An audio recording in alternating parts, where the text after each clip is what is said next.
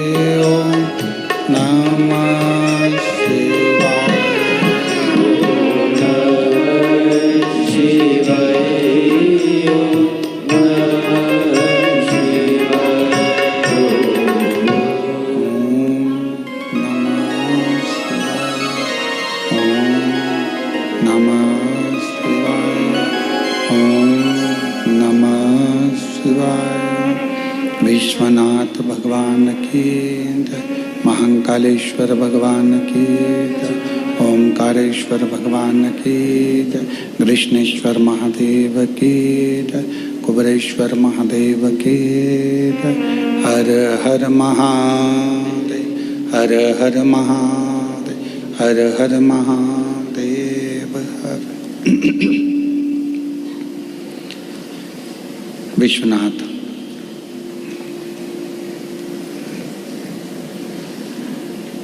भगवान शिव ओगरदानी त्रिकालदर्शी कैलाशी अविनाशी भगवान शिव की यह पवित्र भूमि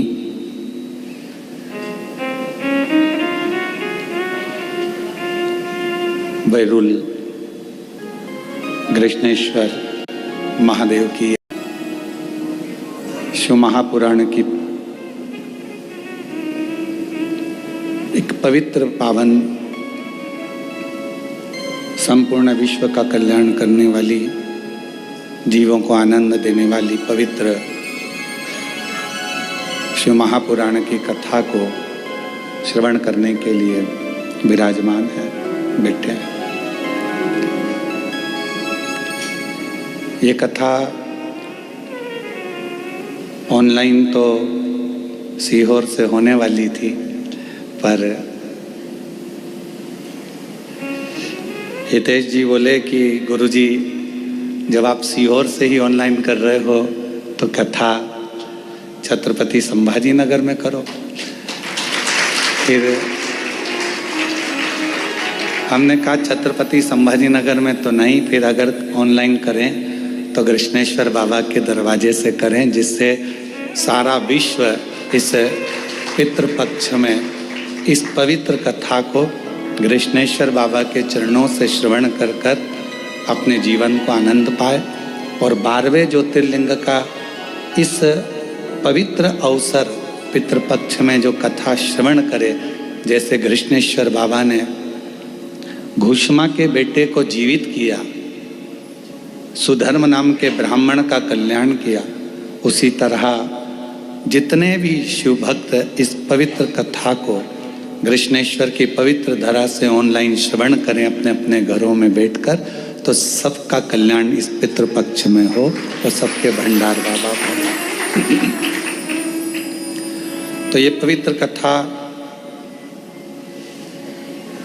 कृष्णेश्वर महादेव की पवित्र भूमि से हो रही है और ऑनलाइन चल रही है। इस कथा में किसी को आना नहीं है, सबको अपने अपने घरों से कथा का लाभ लेना है।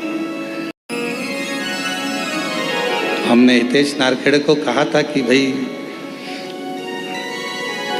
भीड़ को कंट्रोल तो का मालूम ही नहीं पड़ेगा, किसी को ज्ञात ही नहीं होगा और ऑनलाइन कथा हो जाएगी। तो हमने कहा ये शंकर है, जब डमरू बजाता है तो सबको मालूम पड़ जाता है, ये उसकी उदारता है।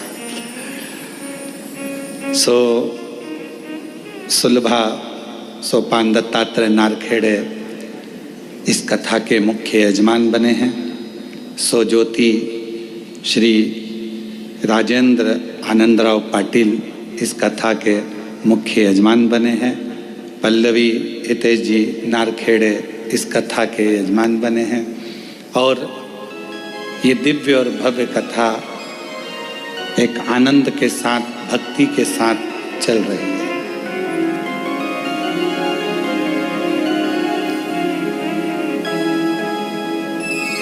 और नारखेड़े परिवार के जितने भी सदस्य हैं, बेटे हैं, बेटियां हैं, गौरव हो और भी अन्य जितने भी बेटियां हैं, दामाद हैं, और जो जो इनके भाई बंधु हैं, पाटिल परिवार के जितने भी बहन भाई बंधु, बेटियां, दामाद जो भी हैं, सभी इस कथा के यजमान हैं। और सही रूप में तो ये कथा जिनकी गोद में बैठ के हो रही है, तो वो कृष्णेश्वर महादेव ही इनके मुख्य यजमान हैं, इसके मुख्य यजमान।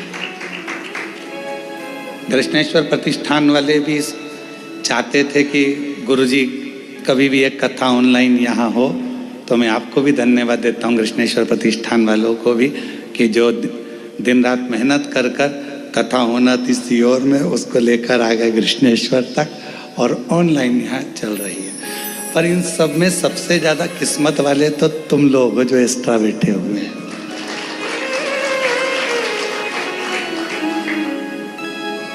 सोचा भी नहीं होगा कि इतने करीब से इतने नजदीक से और इतने आनंद के साथ, पूरे वीआईपी ट्रीटमेंट के साथ कथा श्रवण कर लेंगे।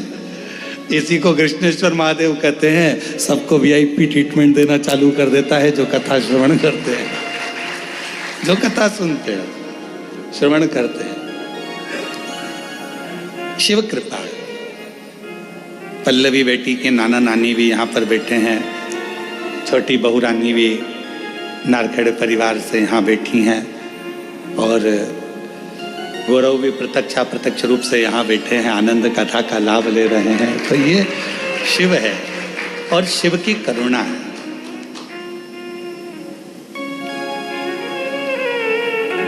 अब 7 दिन की कथा आस्था चैनल पर, फेसबुक, यूट्यूब पर चलेगी।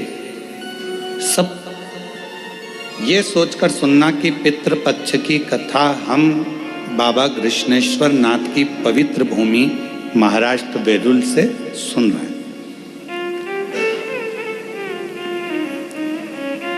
और जितने भी लोग कथा को श्रवण कर रहे हैं, जो पितरों के लिए सुन रहे हैं, 2 दाना चावल का हाथ में लेकर कथा को श्रवण करने के बाद अपना जो पानी का मटका है, हंडा है, परिंडा है, वो उस हंडे मटके के पास में 2 दाना चावल अपने गोत्र का बोलकर छोड़ देना। उस मटके के पास में, हंडे के पास में, पानी के मटके के पास में, क्योंकि ये पितृपक्ष की कथा। आपको मालूम होगा कि इस व्यासपीठ से बार बार चावल के दानों का अक्षत का वर्णन किया जाता है। अक्षत एक उजला अन्न है। चावल एक उजला अन्न माना जाता है और उस अन्न का महत्व ये रहता है कि जब हम पितृपक्ष में अपने पूर्वजों के लिए, अपने पूर्वजों का स्मरण कर कर यदि शिव महापुराण की कथा को श्रवण कर रहे हैं और कथा का रसतत्व ग्रहण कर रहे हैं, तो उस कथा के रसतत्व को हम उज्जवल अन्न के साथ अपनी जिंदगी को उज्जवल करने के लिए श्रवण करें। अब ये बात तो हमने अक्षत दाने की बोली, जो आस्था चैनल पर टीवी पे कथा सुन रहे हैं उनके लिए। और तुम अगर चावल रख लोगे तो ताली कैसे बजाओगे भजन में?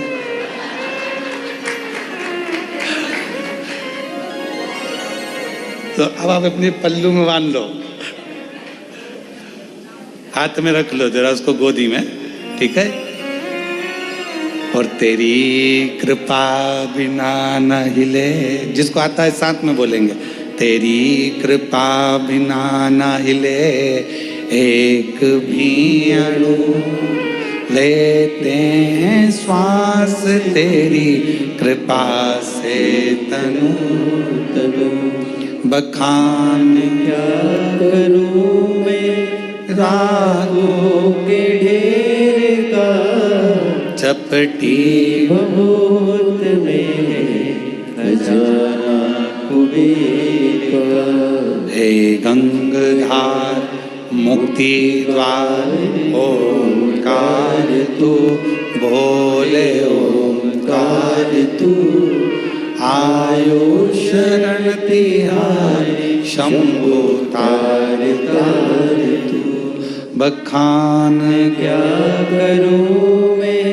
रागों के ढेर का, चपटी भभूत में खजाना कुबेर का, हे गंगाधार मुक्ति वारी ओंकार तू, भोले ओंकार तू, आयो शरण तिहारी शंभु तार तार। शिव करुणा सागर है, शिव दया सागर है, शिव कृपा सागर।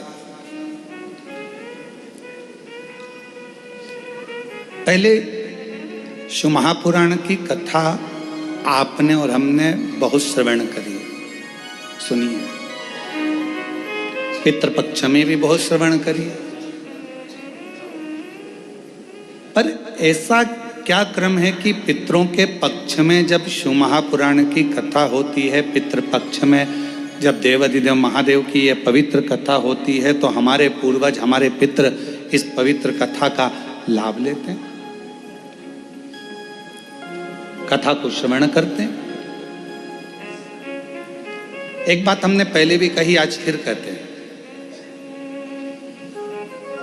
देवताओं के लोक में सबसे ज्यादा सुंदर लोक है पितृलोक।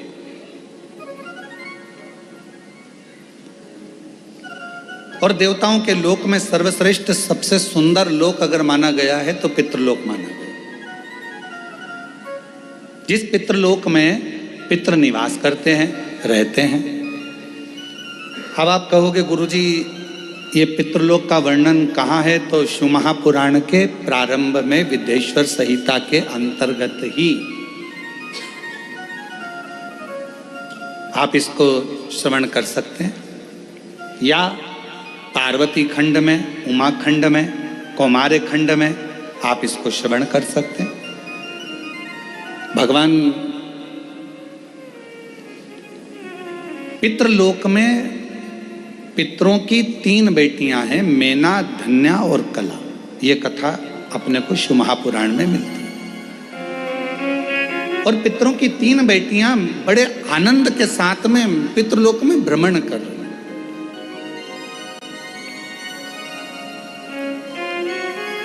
और भ्रमण करते करते पितृलोक में वो तीनों, मेना, धन्या, कला, भ्रमण करते करते चल रही थी। और उन्हीं पितृलोक के दरवाजे पर सनकादि ऋषि बैठकर तप कर रहे हैं, साधना कर रहे हैं। सनत कुमार बैठे हैं और भगवत भजन में डूबे हुए, मंत्र जाप में, नाम जाप में, स्मरण में डूबे हुए, तप साधना में डूबे हुए। थोड़ी देर बाद वहीं से मेना निकल कर जाती हैं। हमारा शास्त्र कहता है कि कोई दरवाजे पर बैठा हो, भोजन की थाली रखी हो, कोई संत साधु बैठा हो, कोई सन्यासी बैठा हो, कोई कथा में बैठा हो, कोई सत्संग में बैठा हो, कोई भजन में बैठा हो, या जिस आसन पर बैठकर हम भगवान की आराधना कर रहे हो, साधना कर रहे हो, उस पर अपना लात, अपना चरण, अपना पांव नहीं लगना चाहिए। जिस आसन पर बैठकर हम भजन करते हैं उस आसन को पांव से नहीं सरकाना चाहिए, उस आसन को पांव से एकाग्रित नहीं करना चाहिए, हिलाना नहीं चाहिए। कई लोग बैठने से पहले अपना बैठने का जो सेटिंग करते हैं तो पहले पांव से, इधर आसन है तो उसे पांव से घसाएंगे। अगर उठाना ही है तो झुककर उठाओ उसको और फिर रखो उसे। पर पांव का प्रयोग आसन में भी नहीं किया जाता, पांव का प्रयोग बासन मतलब बर्तन में भी नहीं किया जाता।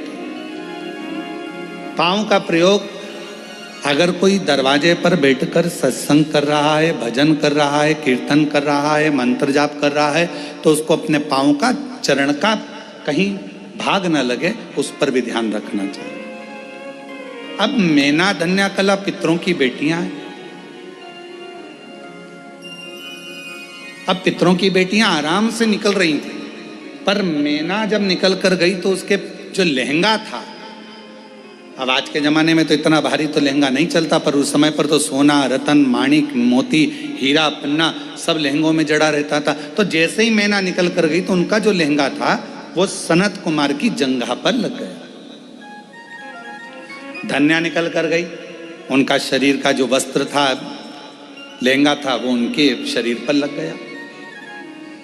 कला निकल कर गई तो भी उनके शरीर पर उसका भाग लग गया। अब चरण तो नहीं लगा पर वस्त्र लगा है। अब जो तप में डूबा हुआ है, साधना में डूबा हुआ है, भजन में डूबा हुआ है, स्मरण में डूबा हुआ है, मंत्र जाप में डूबा हुआ है, नाम जाप में डूबा हुआ है, और मालूम पड़े उसको वो बार बार चोट लगती है तो सनकादि ऋषियों को क्रोध आ गया। और सनत कुमारों में क्रोध आया और क्रोध आकर उन्होंने कहा कि तुम पितृलोक में पितरों की बेटियां हो और पितरों की बेटियां होकर और तुम जो है हमको लात मारती हुई या हमको अपने वस्त्र का भाग छुआते हुए जा रही हो। हम तुम्हें श्राप देते हैं कि तुम पितृलोक छोड़कर मृत्यु लोक में जाओगी और तीनों पृथ्वी पर जाकर भ्रमण करोगी। तीनों ने चरण पकड़ लिए। आप कृपा करिए सनत कुमारो, सनकादि ऋषियों कृपा करिए, करुणा करिए। तब पितरों ने आकर क्षमा मांगी। तब उन्होंने कहा कि तुम 3 देवियों की गोद में 3 देवियां खेलेंगी जो जगत का कल्याण करेंगी। मेना की गोद में पार्वती जी खेली, धन्या सुनैना जी बनी जिनकी गोद में माता जानकी जी खेली, कला कीर्ति बनी जिनकी गोद में स्वयं राधा जी खेली। ये 3 देवियां तीनों की गोद में खेल रही।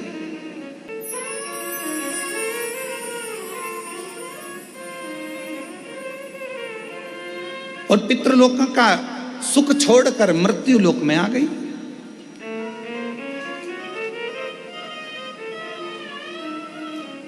तो कहा सभी लोकों में देवियां कती हैं, मेना कती है, धन्या कती है, कला कती है। इन तीनों देवियों का कहना है हमें पितृलोक से जाना नहीं है, हमारा पितृलोक हमें अति प्रिय है, अति प्रिय। और ये सत्य है।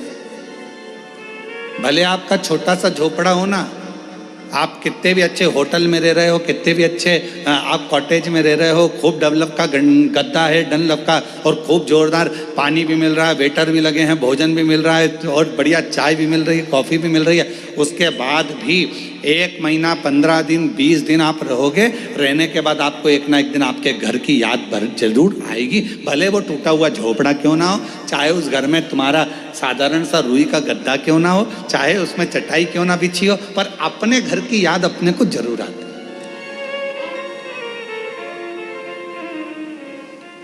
अब तुम लोगों को आए कि नहीं आए वो हमको नहीं मालूम, पर ये तो निश्चित है कि अपने घर की याद अपने को आती है। सही बात है, कथा में याद नहीं आती, बाकी के समय पर तो आती है ना, निश्चित है।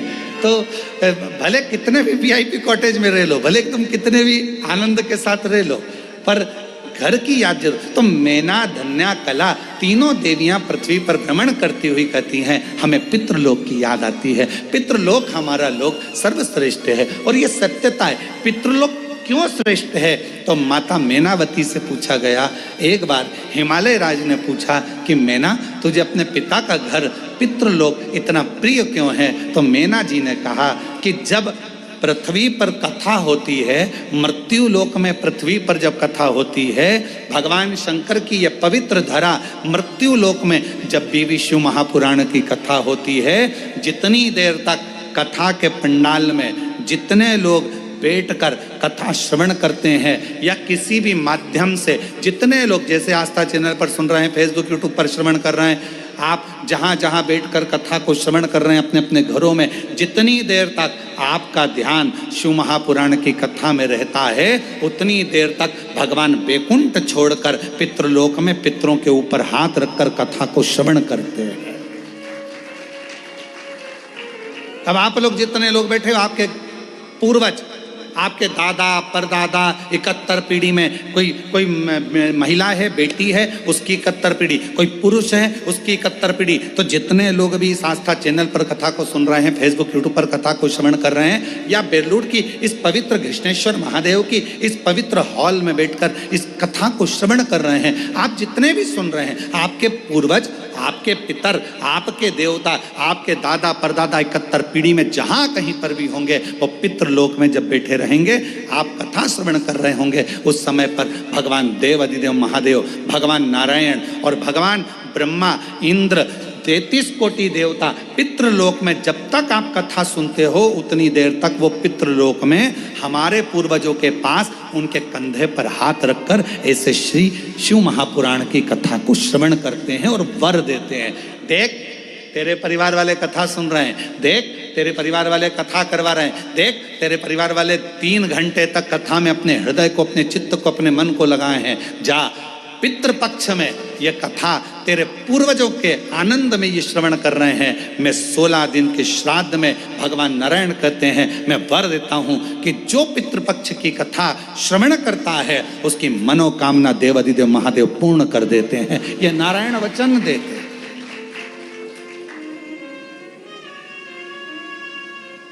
और तेरी कृपा बिना ना हिले एक भी अणु, लेते हैं श्वास तेरी कृपा से तनु। ये प्रभु कृपा, ये शिव कृपा, कहीं ना कहीं परमात्मा की बड़ी, जब कथा नहीं आ रही थी, अभी ऑनलाइन कथा नहीं चल रही थी और अधिक बारिश हो रही है, जल वृष्टि बहुत ज़्यादा है, जगह जगह पर जहाँ जहाँ कथा होना थी, भीलवाड़ा होना थी, एक गुजरात होना थी, एक हिमाचल होना थी, और इतना पानी, इतना पानी, इतना पानी। तो उनको देखते हुए कि किसी को जनहानि ना हो, कोई आए कथा में और किसी को तकलीफ ना हो, इसलिए समितियाँ उस कथा को रोकते रोकते इस कथा को ऑनलाइन पर लेकर आई, जिससे आप सभी इस कथा का रसतत्व अपने घर बैठकर कर सके, श्रवण कर सके।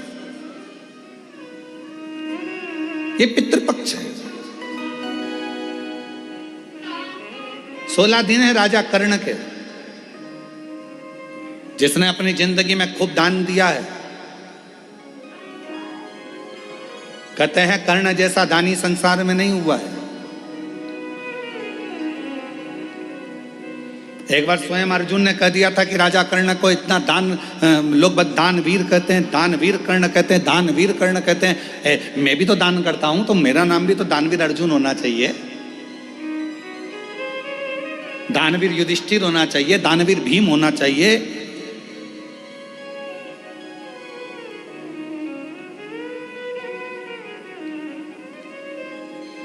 क्यों?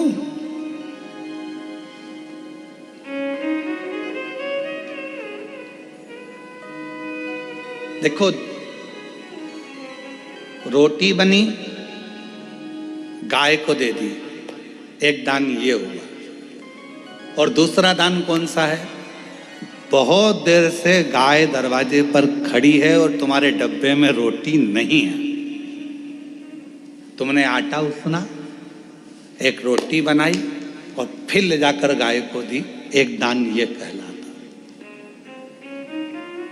बेटा रोता है, बच्चा चिल्लाता है, माँ भूख लगी है, माँ भूख लगी है, भोजन दो, भोजन दो। माँ कैसे भी तैयार कर कर उसको भोजन दे देती है। ये माँ की वात्सल्यता। आपका प्रेम कब झलकेगा? जैसे ये कथा यहाँ वेरुल में नहीं होती, ये कथा होना थी ऑनलाइन सीहोर से, कुबेरेश्वर बाबा के धाम से, पर हितेश लगे रहे, नहीं गुरुजी आप आओ, मैं व्यवस्था करता हूँ, मैं बेलरुल जाता हूँ, मैं जाऊँगा और वहाँ कृष्णेश्वर महादेव में बाबा की कथा हो और बाबा इस कथा को पितृपक्ष में श्रवण करें, आप तो आओ, आप तो आओ। तो ये एक फॉर्मेलिटी पूरी करना एक अलग बात हो जाता है कि एक बार कह दिया, और एक वो हो जाता है नहीं साहब आना तो पड़ेगा ही। हम तो बस यही कहते हैं कि शंकर जी के साथ में फॉर्मेलिटी पूरी मत करो। शंकर जी के मंदिर में जाकर एक लोटा जल चढ़ाकर फॉर्मेलिटी पूरी नहीं करना है। शंकर जी को जब जल चढ़ाओ और वापिस लौट कर आओ तो नंदी से कह कर आना, आज शाम को इंतजार करूंगी, भोलेनाथ को लेके मेरे घर जाना। तो प्रबलता, तो प्रकरता। अब मालूम पड़े अपन तो केवल फॉर्मेलिटी अदा कर रहे हैं, मंदिर पहुंच गए और जाकर बाबा को जल चढ़ा दिया और बाबा जी से कह दिया बाबा मेरा दुकड़ा है काट देना, बाबा मेरी तकलीफ है काट देना। नहीं, थोड़ा बाबा के पीछे पकड़ना पड़ेगा, थोड़ा बाबा को कहना पड़ेगा, थोड़ा जोर से कहना पड़ेगा कि भोला सब दुख काटो मारा, ओ भोला सब दुख काटो। शिव शंकर जपूं तेरी माला, भोले बाबा जपूं तेरी माला, भोला सब दुख काटो, ओ भोला सब दुख काटो। थोड़ा जाकर विनय करना पड़ेगा, थोड़ा पकड़ना पड़ेगा बाबा को, हाला हजूर पकड़ना पड़ेगा। मैंने सुना है ब्रह्मलोक में तू नहीं रहता, मैंने सुना है वैकुंठ लोक में तू नहीं रहता, मैंने सुना है इंद्रलोक में तू नहीं रहता, मैंने सुना है गरुण वरुण लोक में तू नहीं रहता। मेरा शंकर तू तो पृथ्वी पर रहता है ना, मृत्यु लोक में रहता है ना। जब मृत्यु लोक में रहता है तो मेरा तो पड़ोसी हुआ ना। और वैसे भी छत्रपति संभाजी नगर वालों को तो कह देना चाहिए कृष्णेश्वर महादेव हमारे पड़ोसी हैं, हमारे पड़ोसी है। नासिक वालों को कह देना चाहिए हमारे पड़ोसी हैं त्र्यंबक बाबा। धूलिया वालों को कह देना चाहिए अरे क्या बात कर रहे हो, कृष्णेश्वर महादेव वो तो हमारे पड़ोसी हैं, हमारे पड़ोस में रहते हैं। अब पड़ोसी से रिश्तेदारी कैसी बनाना है तुम्हारे ऊपर निर्भर करता है। तुम अगर पड़ोसन को चाय वाय पिलाओगे अच्छी दमदारी से, उससे अच्छा प्रेम भाव रखोगे तो पड़ोसन भी तुम्हारी दुख की घड़ी में आके खड़ी हो जाएगी और कह देगी चिंता मत करो मैं खड़ी हूं ना, तुम तो तुम्हारी शादी ब्याह करो, बाकी का सब सामान मैं संभाल लूंगी। और पड़ोसन कहीं कहीं इतनी अच्छी होती है कि सब संभाल लेती है, तुम जाओ तुम पार्टी करो मैं सब संभाल लूंगी, सब संभाल लूंगी, सब संभाल लूंगी। और कहीं कहीं की पड़ोसन ऐसी होती है कि तुम जाओ पार्टी में मैं सब ले जाऊंगी। तो कहीं कहीं की ऐसी भी हो सकती है कि ले जाए उठा के।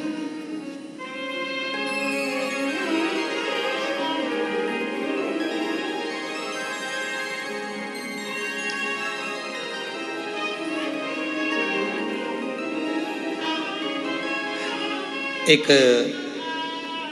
परसों के दिन एक भक्त, एक माता जी थी बड़ी बुजुर्ग थी, और वो कुबरेश्वर धाम पे आई।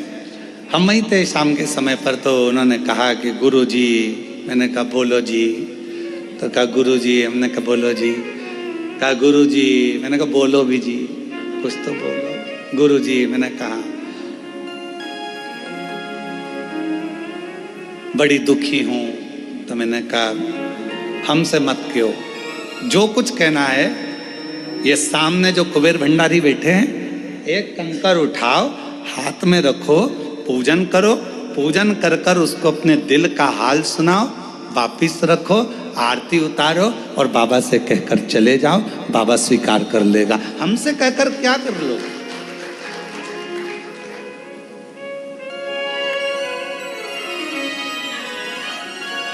हमसे कहकर क्या कर। फिर थोड़ी देर बाद उसके मन में गुरु जी, मैंने कहा अब क्या हुआ जी, चप्पल कोई ले गया। तो हमने कहा बताओ, मेरा मन पूजन में नहीं लग रहा, ध्यान तो वो पादुका में पड़ा हुआ है, चप्पल में पड़ा हुआ है, और तुम ध्यान लगाओ तो कैसे लगे।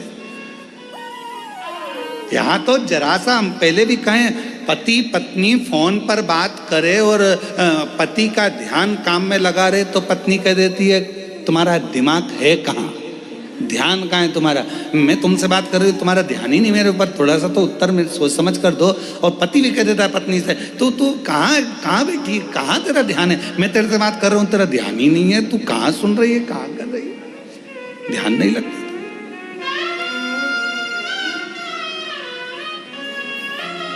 और मैंने तेरे ही भरोसे बाबा, तेरे ही भरोसे हवा बिच उड़ती जावांगी, बाबा डोर हत्तो छड़ी ना मैं कटी जावांगी, भोले मैं तेरी शंभो मैं तेरी।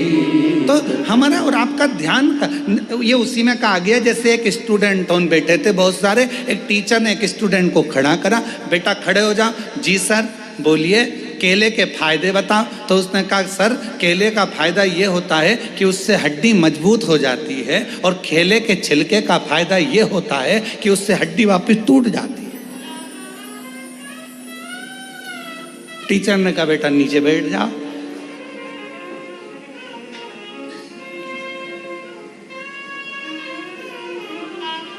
अब हमारा ध्यान वही है कि केले का फायदा क्या, तो कहा अभी तो कह रही थी कि बहुत दुखी हूं, और फिर वो क्या हो गया कि केले का छिलके से हड्डी टूट जाती, मतलब चप्पल मेरी गुम गई है, अब ध्यान तेरा चप्पल में।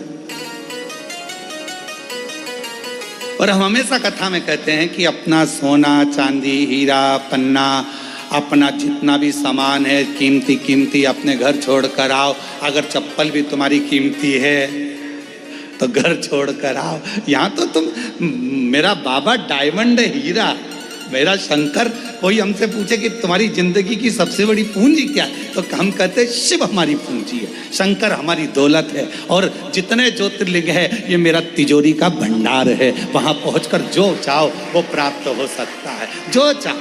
अभी कृष्णेश्वर महादेव से आप लोग कथा श्रवण कर रहे हैं, ऑनलाइन कथा सुन रहे हैं। अगर दिल से 7 दिन तक आप रोज 2 बजे से 5 बजे तक कथा को श्रवण करो, दिल से बाबा ने करुणा करी है तो दिल से सुनो। 7 दिन के बाद पूरे 16 श्राद्धनी और जिस कामना से सुन रहे हो, बाबा आपकी वो कामना 16वें दिन तक पूर्ण जरूर कर देगा, ये निश्चित है, क्योंकि ये पितृपक्ष की कथा।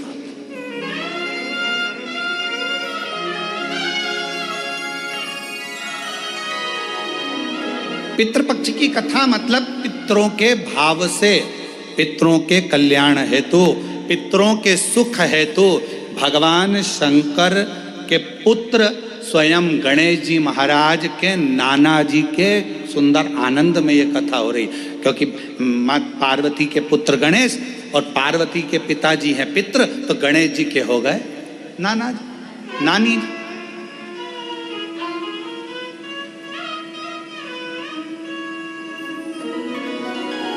जो कामना कर कर श्रवण कर रहे हैं, जो भाव से श्रवण कर रहे हैं, और पूरे देश विदेश में बैठे हुए शिव भक्त आस्था चैनल पर जो कथा सुन रहे हैं, दिल से श्रवण करें अपने जीवन को आनंदित करने के लिए।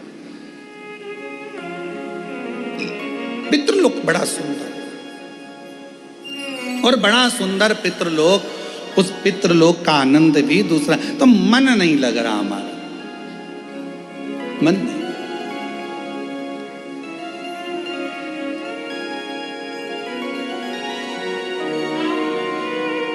ये पितृलोक मेरा प्रिय प्रिय। पार्वती मां कहती हैं हिमालय राज से मेरा दिल नहीं लगता, पितृलोक में मेरा मन लगता है, क्योंकि पितरों का लोक एक ऐसा लोक है जहां भगवान नारायण स्वयं अपने देवताओं के साथ में पितरों के कंधे पर हाथ रखकर कथा का रसतत्व श्रवण करते हैं और वर देते हैं। इतनी प्रियता महाभारत में भी राजा कर्ण की कथा में कहा गया कि दानवीर कर्ण कहा जाता है जिन्होंने दान दिया। तो ऐसा कैसा दान दिया कि दानवीरों की गिनती में युधिष्ठिर नहीं आए, दानवीरों की गिनती में अर्जुन नहीं आए, दानवीरों की गिनती में भीम नकुल सहदेव नहीं आए, दानवीरों की गिनती में केवल राजा कर्ण आए। ऐसा क्या दान दिया? दो कथा है राजा कर्ण की और बड़ी विचित्र। एक, अर्जुन ने जब भगवान कृष्ण से कहा कि दानवीरों में मेरी गिनती क्यों नहीं है, तो भगवान ने कहा कि समय आएगा जब मैं बताऊंगा। एक दिन भगवान कृष्ण ने एक सोने का पर्वत खड़ा कर दिया।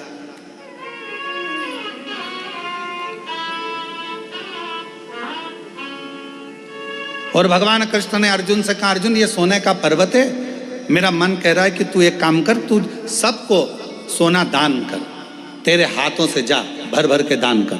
अर्जुन ने सारे नगर में सूचना कर दी, कल सुबह 9 बजे से लेकर शाम को 5 बजे तक सोना दान किया जाएगा, आ जाओ। सारे गांव के लोग लाइन लगा कर आ गए। अर्जुन ने तगाड़ी भर भर कर, एक एक तगाड़ी सोने की सबको देना प्रारंभ कर दिया। सब डला भर भर कर सोना लेकर चल दिए। अर्जुन दे देकर थक गया, पर वो सोना खत्म नहीं, समाप्त नहीं।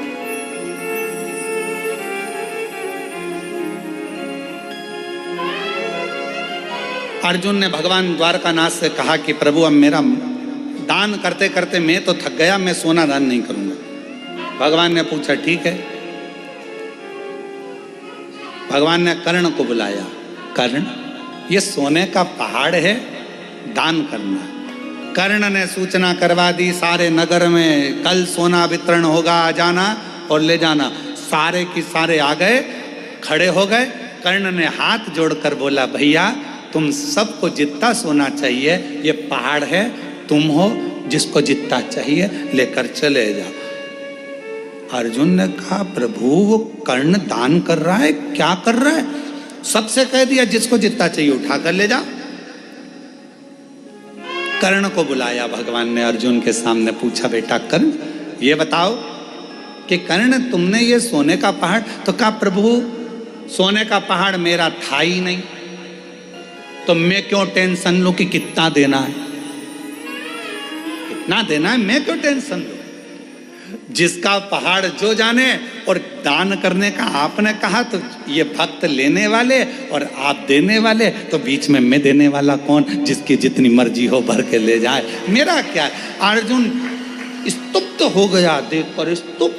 कई लोगों की आदत रहती है, किसी के यहाँ सत्यनारायण जी की कथा में जाते हैं और अगर उनको प्रसाद का कटोरा दे दिया जाए कि लो प्रसाद बांटो, तो वो आधी आधी चम्मच बांटेंगे। अरे प्रसाद वाले का प्रसाद तेरा काम है देने का, अच्छा दिया जाए, तो तेरा क्या जाए? अरे तो सबको भी तो देना। आखिरी में सबको देने के चक्कर में इतना सारा प्रसाद बढ़ गया, तो घर का मालिक ही बोला पूरा ही बांट देते, काहे को इतना सारा बचा लिया? हम घर में गिने चुने 4 लोग तो हैं, अब 4 लोग में इतना सारा प्रसाद रह जाएगा, कौन खाएगा, क्या करेंगे? सब बांट।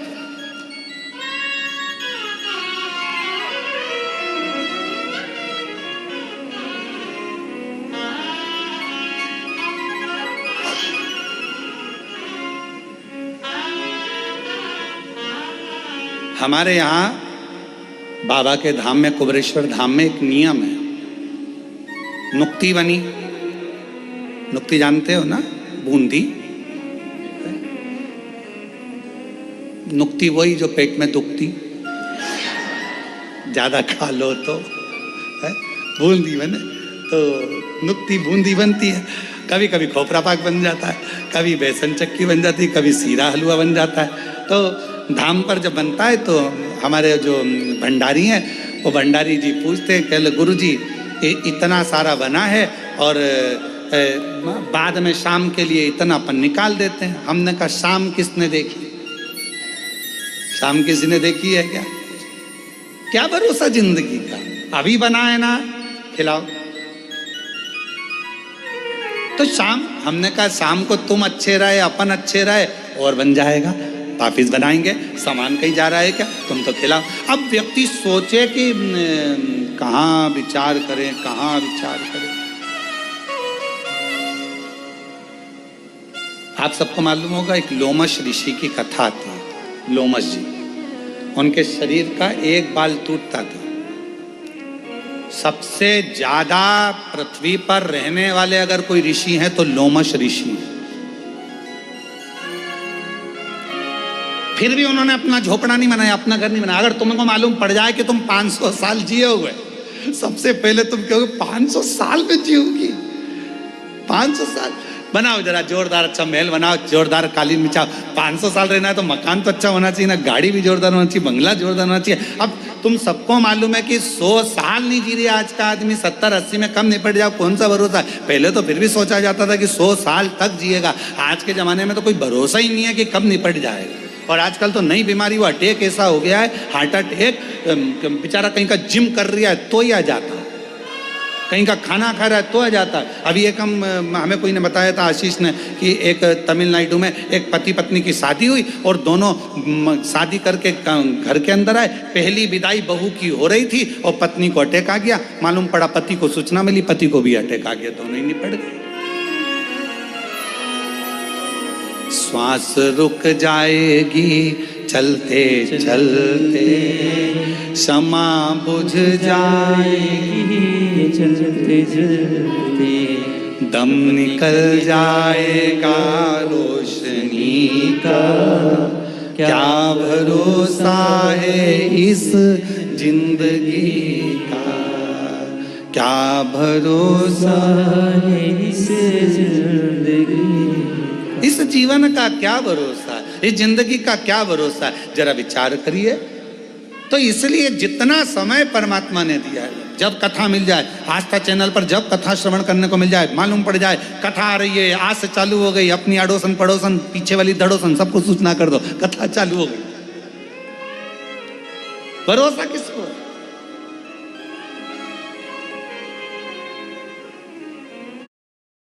कहीं पहाड़ गिर रहे हैं, कहीं पर्वत गिर रहे हैं, कहीं बाढ़ आ रही है। अभी पंजाब के कई जिले पानी में डूबे पड़े हैं। पंजाब इतना जलवृष्टि पंजाब में हुआ है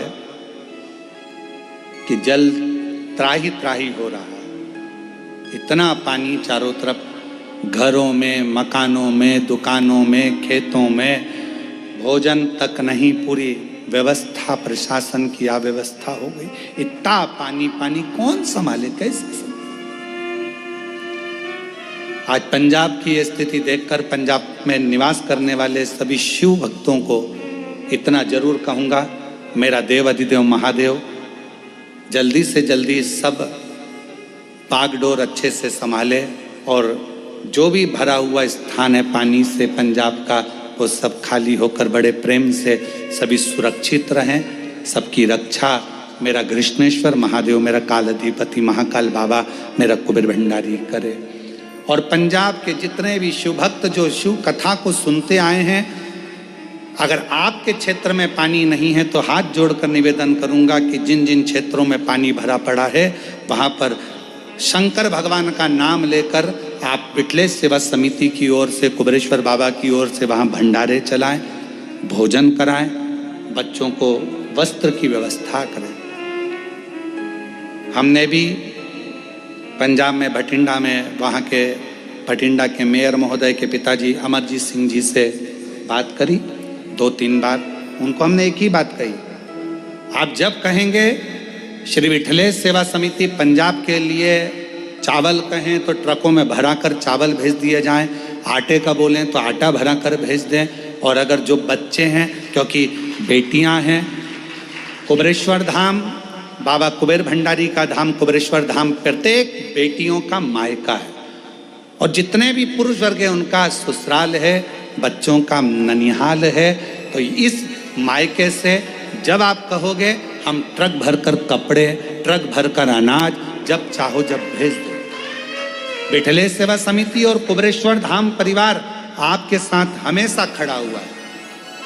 ये कुबेर भंडारी आपका पिता का घर है, मायका है, माय।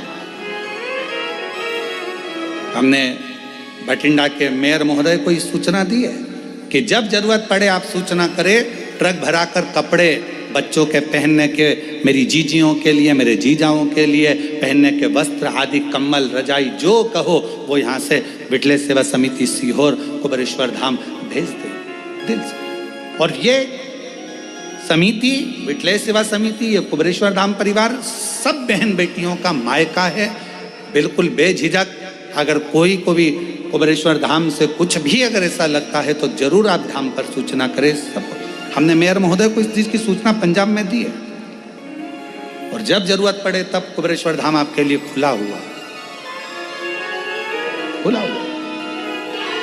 और घबराना नहीं बिल्कुल भी पंजाब वालों, रत्ती भर भी घबराना नहीं। वाहेगुरु जी आपके साथ हैं, मेरे भोलेनाथ आपके साथ हैं, और पूरा भारत आपके साथ है, पूरा भारत आपके साथ। बिल्कुल नहीं घबराना, बच्चों को हौसला देना, कोई बात नहीं। पानी में अगर घर चला, पानी में अगर दुकान गई है, टेंशन नहीं लेना, बाबा वाहेगुरु जी सब अच्छा करेंगे, भोलेनाथ जी सब अच्छा करेंगे, सब अच्छा, चिंता ना करें। शिव शिव है, जीवन का कोई भरोसा नहीं, कोई भरोसा। और हम तो बाबा के भरोसे चलते हैं, हम तो बाबा के भरोसे चलते हैं। ये दुनिया वाले जलते हैं, ये दुनिया वाले जलते हैं, हम तो बाबा के भरोसे चलते हैं, हम तो बाबा के भरोसे चलते हैं। काशी वाले के भरोसे चलते हैं, डमरू वाले के भरोसे चलते हैं, सीहोर वाले के भरोसे चलते हैं, कृष्णेश्वर नाथ के भरोसे चलते हैं, हम तो बाबा के भरोसे चलते हैं। ये बाबा की कृपा, ये उसकी उदारता है, जीवन का कोई ठिकाना नहीं। पहली कथा राजा कर्ण की कर रही है कि ये सोने का पहाड़ है, तुम लेने वाले वो देने वाला, मैं बीच में क्यों पढ़ूं कि 1 तगाड़ी दूं कि 2 तगाड़ी दूं, जिसकी मर्जी उतना ले जाओ। हमने हितेश नारखेड़े जी से कहा कि कथा के यजमान कौन बनेगा, तो हितेश नारखेड़े जी बोले पहले तो कृष्णेश्वर महादेव बनेंगे। ठीक, हमने कहा नहीं वो तो बन गए, फिर पूजन में कौन बैठेगा, तो कि एक पिताजी बैठ जाएंगे, एक हमारे ससुराजी बैठ जाएंगे। तो हमने कहा ये भी अच्छी बात।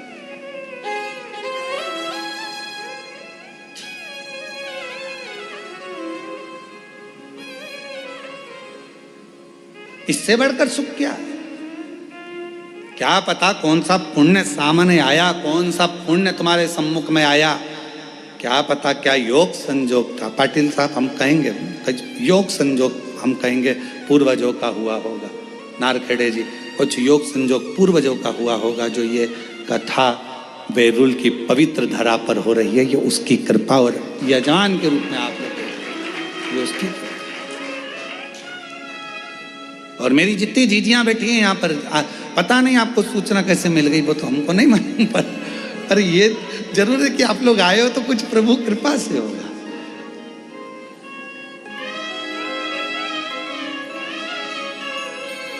एक जीजी तो पहचान की है कलेक्टर महोदय के यहाँ से, मैं उनको भी बहुत बहुत साधुवाद देता हूँ कि प्रत्येक कथा में आप जब भी आसपास के क्षेत्र में कथा होती है, आपकी श्रद्धा और विश्वास कथा में पहुँचता है। मैं बहुत बहुत धन्यवाद देता हूँ आपको। शिव तत्व है, भगवान की अविरल कथा है। और महाराज राजा कर्ण की दूसरी कथा कर रही है। एक तरफ तो पूर्ण दान दे देना और दूसरी तरफ की कथा कर रही है कि राजा कर्ण इतना प्रतिदिन का स्वर्ण दान करता, सोना दान करता, स्वर्ण दान करता, इतना सोना दान करता, रोज प्राण छूटे राजा कर्ण के। गया ऊपर, सोने की कचौड़ी, सोने की पूड़ी, सोने का पानी, सोने की जलेबी, सोने का भजिया और सोने का भाजी बड़ा और सोने का ही बड़ा पाव, सब सोने का मिला खाने को। तो राजा कर्ण बोला, मैं सोना कैसे खाऊं, मैं ये सोना कैसे खाऊं, ये मेरे बस का नहीं है सोना खाना, मुझे अन्न दीजिए। अन्न का दान करा तुमने राजा कर्ण, तुमने अन्न का दान नहीं करा, इसलिए तुमको अन्न खाने को नहीं मिला।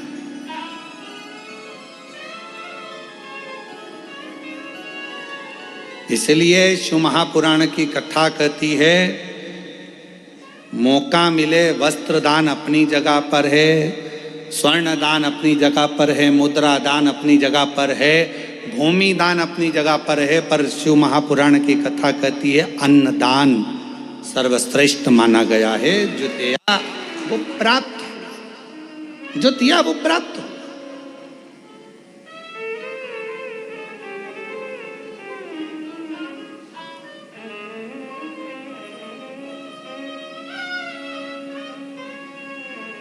अन्न से बड़ा कुछ दान है ही नहीं। भूखे को भोजन, प्यासे को पानी, जय बाबा बर्फानी।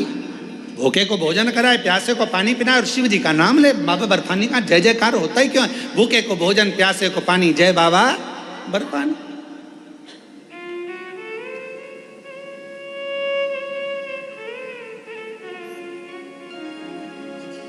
क्यों कुबेरेश्वर धाम पर अन्न का दान दिया जाता है? अन्न का दान कुबेर का भंडार, कुबेरेश्वर धाम की रीत है। वहां जो आता है थोड़ा अन्न लेकर आता है, चावल ले आएगा, गेहूं ले आएगा। जो कुबेरेश्वर धाम पर आता है वो थोड़ा थोड़ा अन्न लेकर आता है, भले आधा किलो लाया, 1 किलो लाया, पर कुबेरेश्वर धाम में आया तो के अन्न का दान और कुबेर का भंडार मां दिया और वहां लिया, घर पहुंचते पहुंचते प्राप्त हो जाता।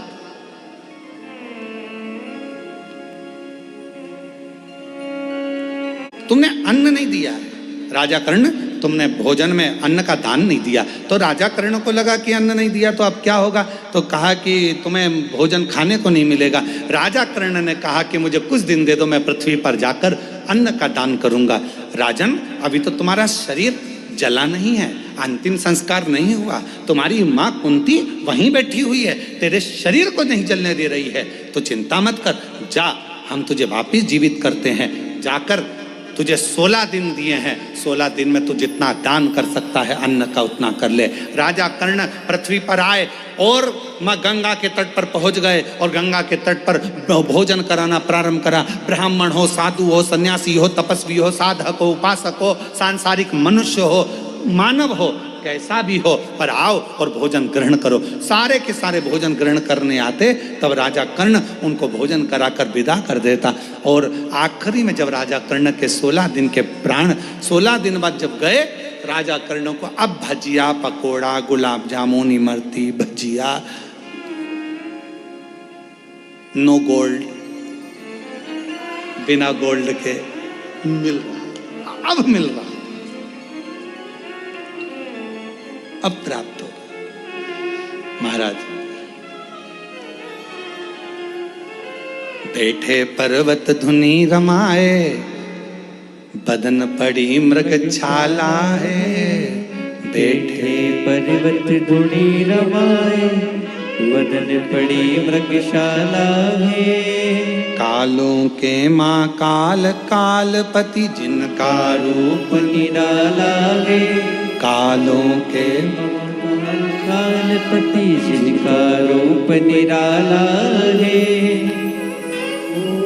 जिनके गले में विषधर काला, विषधर काला, भोलेनाथ डमरू वाला। बड़ा है दयालु भोलेनाथ डमरू वाला। बड़ा है दयालु भोलेनाथ डमरू वाला। ओ बड़ा है दयालु भोलेनाथ डमरू वाला। बड़ा है दयालु सब गाइए। नाथ डमरू वाला। बड़ा है दयालु भोलेनाथ डमरू वाला। बड़ा है दयालु भोलेनाथ डमरू वाला। जिनके गले में विषधर काला, विषधर काला, भोलेनाथ डमरू वाला। बड़ा है दयालु भोलेनाथ डमरू वाला। ओ बड़ा है दयालु भोलेनाथ डमरू वाला। बड़े भाव से पीछे वाले भी दोनों हाथों से।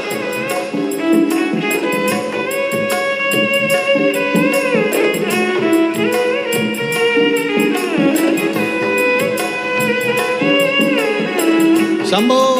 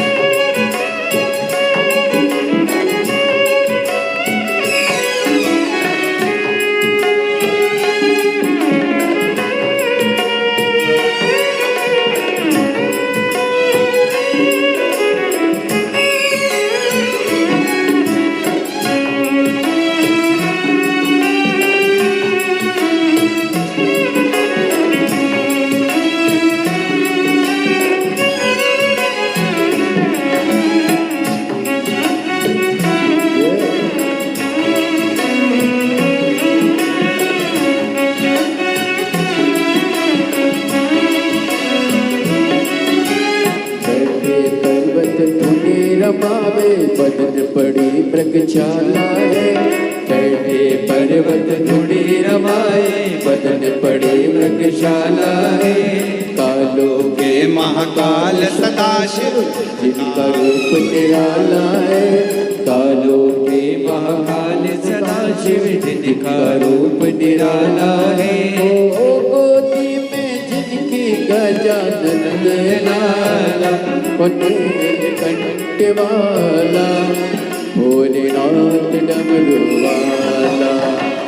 बड़ा है दयालु भोलेनाथ डमरू वाला। ओ बड़ा है दयालु भोलेनाथ डमरू वाला। जिनके गले में विषधर काला, ओ नीलकंठ वाला, भोलेनाथ डमरू वाला। बड़ा है दयालु भोलेनाथ डमरू वाला। बड़ा है दयालु भोलेनाथ डमरू वाला।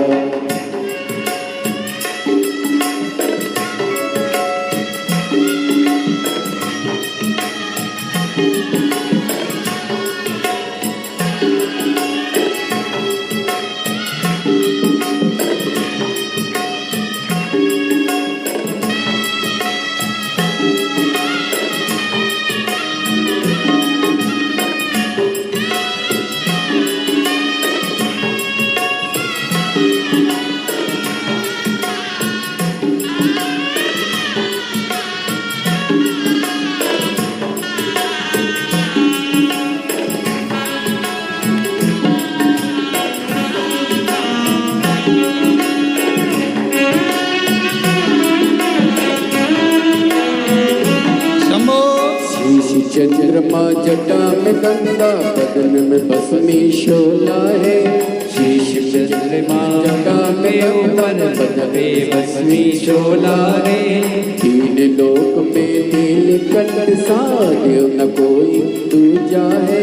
तीन लोक में नीलकंठ सा, देव न कोई दूजा है। ओ पी गए विष का प्याला, ओ नीलकंठ वाला, भोलेनाथ डमरू वाला। बड़ा है दयालु भोलेनाथ डमरू वाला, बड़ा है दयालु भोलेनाथ डमरू वाला। जिनके गले में विषधर काला, ओ नीलकंठ वाला, भोलेनाथ डमरू वाला। बड़ा है दयालु भोलेनाथ डमरू वाला, बड़ा है दयालु भोलेनाथ डमरू वाला।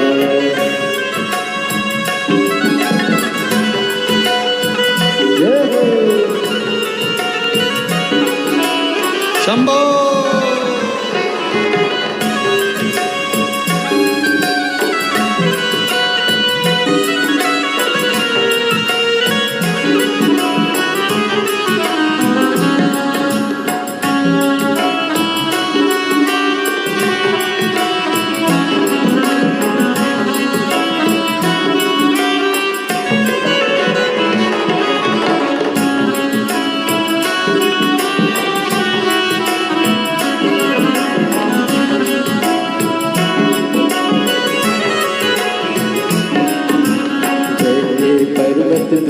रमावे, बदन बड़ी मृगशाला है। ओ बेटे पर्वत धुनी रमाए, बदन बड़ी मृगशाला है।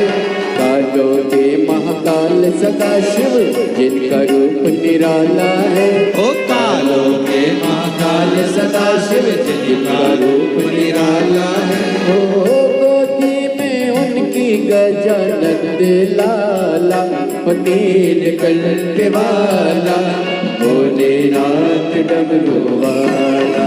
ओ बड़ा है दयालु भोलेनाथ डमरू वाला, बड़ा है दयालु भोलेनाथ डमरू वाला। बड़ा है दयालु भोलेनाथ डमरू वाला, बड़ा है दयालु भोलेनाथ डमरू वाला। बड़ा है दयालु भोलेनाथ डमरू वाला, बड़ा है दयालु भोलेनाथ डमरू वाला। बड़ा है दयालु भोलेनाथ डमरू वाला, बड़ा है दयालु भोलेनाथ डमरू वाला। बड़ा है दयालु भोलेनाथ डमरू वाला, बड़ा है दयालु भोलेनाथ डमरू वाला। बड़ा है दयालु भोलेनाथ डमरू वाला। अपने स्थान पर बैठकर भगवान देवाधिदेव महादेव से अपने मन की बात कहें, दिल से प्रार्थना करें, विनय करें, निवेदन करें, विनती करें। जो टीवियों के सामने बैठकर आस्था चैनल पर कथा श्रवण कर रहे हैं, वह वहाँ बैठकर, जो पंडाल में बैठकर कथा सुन रहे हैं, वो पंडाल में बैठकर दिल से बाबा को प्रार्थना करें, विनय करें, निवेदन करें। भाव से अपने मन का दिल से बाबा को चरण स्पर्श करते हुए आनंद के साथ विनय करें।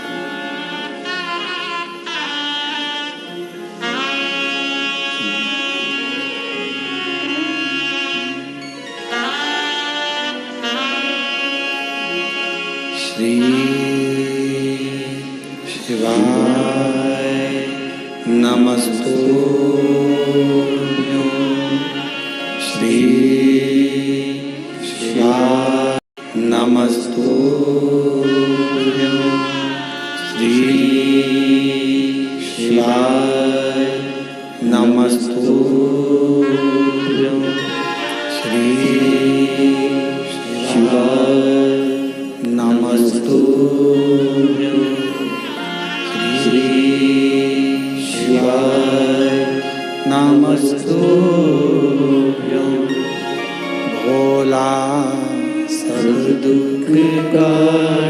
हमारा, ओ भोला सब दुख काटो हमारा।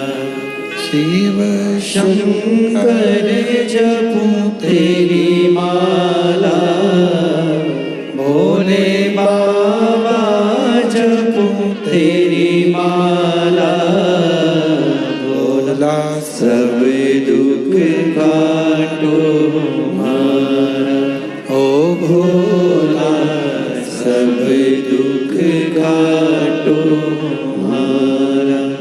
वेश है मंगल मंगलकारी, वेश है मंगल मंगलकारी, शमशान वासी हमारा, शमशान वासी हमारा, ओ भोला सब दुख काटो हमारा, ओ भोला सब दुख काटो हमारा।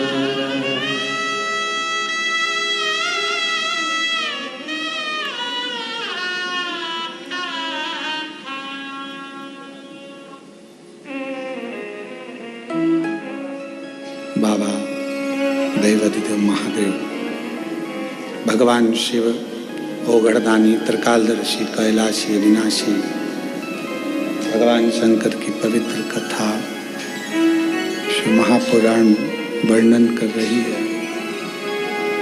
शिव तत्व कह रहा है, भगवान शंकर की कथा कर रही है। भगवान देवाधिदेव महादेव का पवित्र चरित्र वर्णन कर रहा है। कर्ण के 16 दिन 16 श्राद्ध के रूप में आज भी गिने जाते हैं। पितृपक्ष के अंतर्गत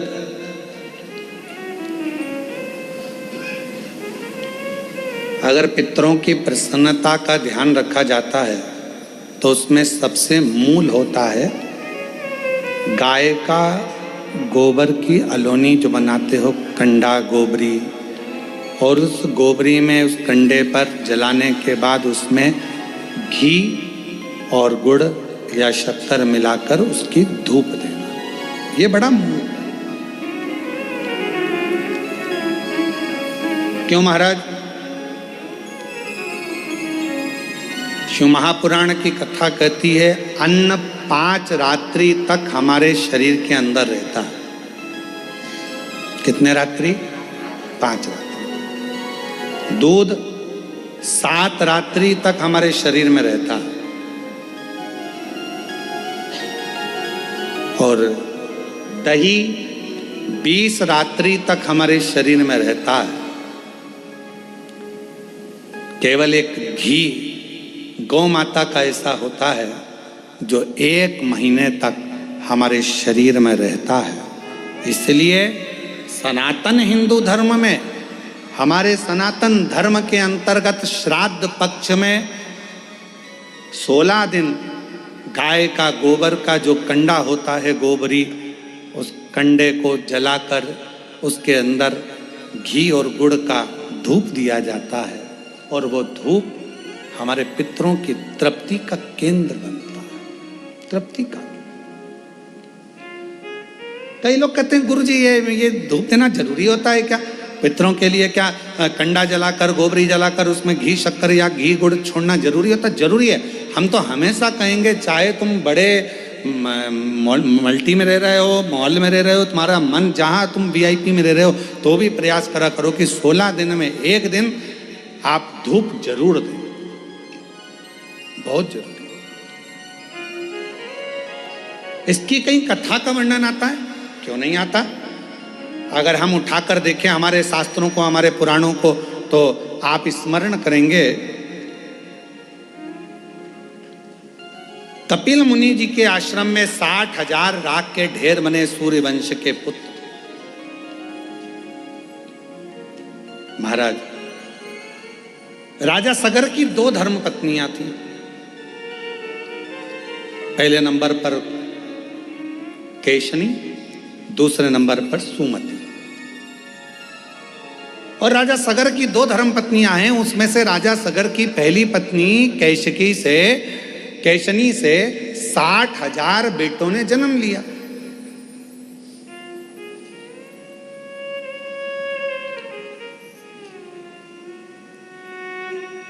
अब कई लोगों के मन में एक प्रश्न खड़ा हो जाता है, गुरु जी, एक बच्चे को नारी जन्म देती है तो उसकी स्थिति क्या रहती है, और आप कह रहे हो कि 60,000 पुत्र को जन्म। तो मेरी जीजियों, मेरी बहुओं, बेटियों, मेरी माताओं, मेरी बहनों, एक बात का स्मरण रखना कि पूर्व में संतान प्राप्ति के लिए बहुत सारे व्रत होते थे, और उन व्रतों में तब साधना का जब बल बढ़ता था तो गर्भ का कष्ट नहीं होता था,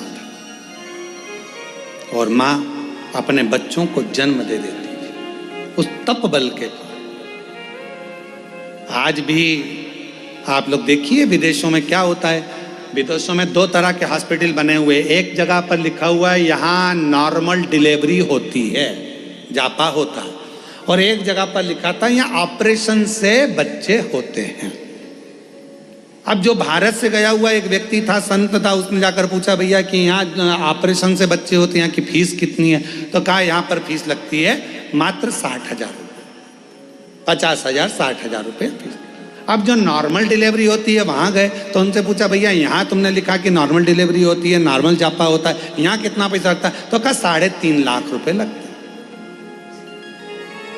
अब पूछा कि यहाँ 60,000 रुपये में ऑपरेशन से बच्चा हो गया, यहाँ नॉर्मल हुआ, दोनों में क्या अंतर है? तो कहा आधे घंटे में यहाँ ऑपरेशन से बच्चा हो जाता है। यहाँ पर जब गर्भस्थ बच्चा होता है तब गर्भवती नारी को 6ठे महीने में यहाँ बुला लिया जाता है, और 6ठे महीने से उसको यहाँ रखा जाता है। उसको गेहूं दे दिए जाते हैं, अपना आटा खुद पीसो और गेहूं पीस के आटा बनाओ, आटा बनाकर अपनी छोटा सा खेत दे दिया जाता है, इसमें सब्जी बो, सब्जी बोकर इसमें अपनी मिर्ची, धनिया, अदरक जो करना है करो, और अपना भोजन खुद बनाओ, झाड़ू खुद लगाओ, लीपो खुद, पोछा खुद लगाओ, सब काम तुम्हें करना है। और कुआं बना दिया छोटा सा, उस कुएं में से पानी भरो, सिर पे रखो हंडा, लेकर घर में जाओ, पानी पियो। ऐसा 3 महीने तक लगातार करने दिया जाता है। 3 महीने के बाद ऑपरेशन करने की जरूरत नहीं पड़ती, नॉर्मल डिलीवरी हो जाती है। 3.5 लाख रुपए उसके लगते हैं।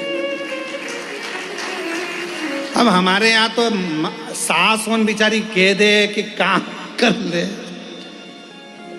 जापे के समय पर सास कह दे, माँ कह दे बेटा थोड़ा काम कर ले, अभी जापे का समय। तो मम्मी डॉक्टर ने कहा बेड रेस्ट, मम्मी डॉक्टर बोला बेड रेस्ट, तो डॉक्टर बोला बेड रेस्ट, तो बढ़िया पलंग पर और हाथ में मोबाइल, और आवाज लगा चाय लाना। अब बेचारी जो घर में काम करे बेचारी चाय ला कर दे, लाओ जरा ये लाना, वो बेचारी वो ला कर दे, वो मोबाइल देख रही, और मोबाइल में देख रही ना जाने कौन कौन से नाटक, और जी हारे सो, ना जाने कौन सा सास भी कभी बहू थी। अब मालूम पड़े पूरे नाटक में, पूरे इतने नाटक चले, सब में जितने मिले सब रोते ही मिले। तो औलाद ऐसी पैदा हुई कि उसको जमीन पे छोड़ो तो पे करे, और गोदी में बिठाओ तो चुप रहे। अब किसी महाराज जी से पूछने गई, महाराज जी हमारा बच्चा बड़ा चिड़चिड़ा हो गया, इसको गोदी में रखती तो चुप रहता है, और नीचे रखो तो रोता है। महाराज जी बोले ये बताओ कि मोबाइल में जब गर्भ में था तो मोबाइल में कितने सीरियल देखे थे? सब कुमकुम भाग, और ये भाग वो भाग, और दिन भर ओला, जैसे वो नाटक में एक ना एक रोती मिले, ऐसी औलाद रोती मिले, 24 घंटे रोए 24। और कभी कभी फिर मम्मी चिढ़ जाए, उसकी माँ धो दे लपक के, खूब धो, चुप हो जा, चुप हो जा। इतने में पिताजी आ जाए, क्यों मार रही है बेचारे को, क्यों मार रही है? लो तुम चुप कर लो। अब बोले भाई, तो किसी किसी के मन में आता है प्रश्न खड़ा हो जाता है, 60,000 राजा सगर की पहली पत्नी केशनी से 60,000 बच्चे, तब साधना बल उपासना ये प्रबल थी। और दूसरी पत्नी से सुमति से एक पुत्र हुआ राजा सगर का। समय आया, राजा सगर ने एक यज्ञ रखा, अश्वमेध उस अश्वमेध यज्ञ के घोड़े को इंद्र चुरा कर ले गए और उनको कपिल मुनि के आश्रम में बांध दिया।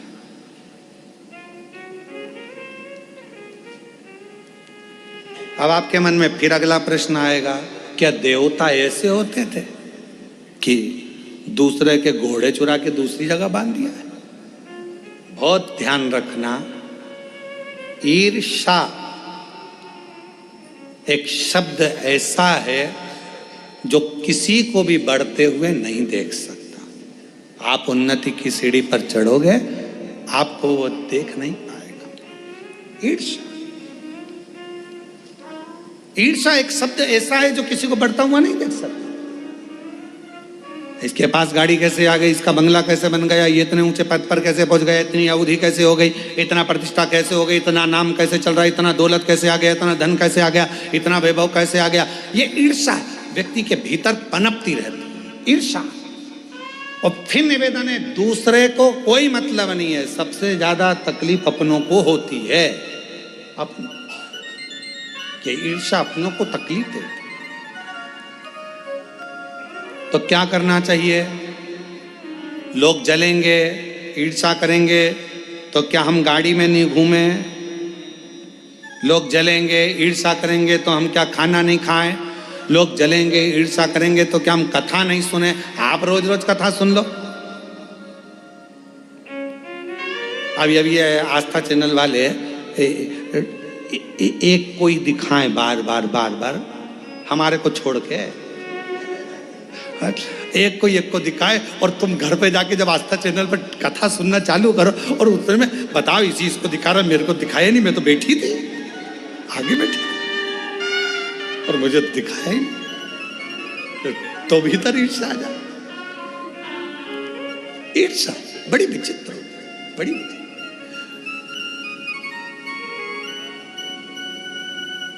और कभी ऐसा होता है, पूछना है ना, आस्था वाले बच्चे लोग यहाँ सेवा करते हैं ना, इनसे पूछना कि अरे कहीं कहीं झगड़ा होता है। कभी कभी ऐसे श्रोता आते हैं कि वो कहते हैं तुम तो महाराज जी महाराज को दिखा रहे हो, हमको तो दिखाया ही नहीं।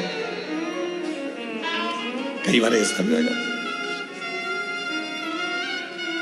अब ईर्ष्या, इंद्र ने घोड़ा लिया अश्वमेध यज्ञ का, उसको कपिल मुनि के आश्रम में बांध दिया। कपिल मुनि के आश्रम में बांधा तो राजा सगर जी ने अपने 60,000 बेटों से कहा कि बेटा जाओ, अश्वमेध यज्ञ का घोड़ा पकड़ लिया है, जरा जाकर देखो और उसको छुड़ा कर लाओ। 60,000 पुत्र राजा सगर के चले और राजा सगर के पुत्रों ने सब जगह पर अश्वमेध यज्ञ के घोड़े को ढूंढना प्रारंभ किया। बहुत सावधानी से सुनिएगा, यह कथा पितृपक्ष की है और शिव महापुराण की यह पितृपक्ष की यह कथा जीवन का आनंद देने वाली। बहुत सावधानी से सुनिएगा कि गाय के गोबर का कंडा पर, गोबरी पर घी गुड़ छोड़ने का लाभ क्या है, जरा ध्यान से सुनना इस कथा को, बड़ी विशेष कथा है और प्रत्येक व्यक्ति को पितृपक्ष में सुनना चाहिए इस कथा को। हम तो कहेंगे प्रत्येक व्यक्ति।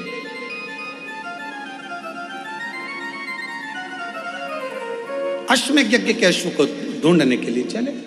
अब जगह ढूंढते रहे पर मिला नहीं। आखिरी में कहीं सूचना मिली कि कपिल मुनि के आश्रम में 60,000 जो पुत्र थे वो पहुंच गए और ये मालूम पड़ा कि कपिल मुनि के आश्रम में वो अश्वमेध यज्ञ का अश्व बंधा हुआ है। इन्होंने जाकर क्या देखा कि कपिल मुनि तो तप कर रहे, साधना कर रहे हैं, उपासना कर रहे हैं।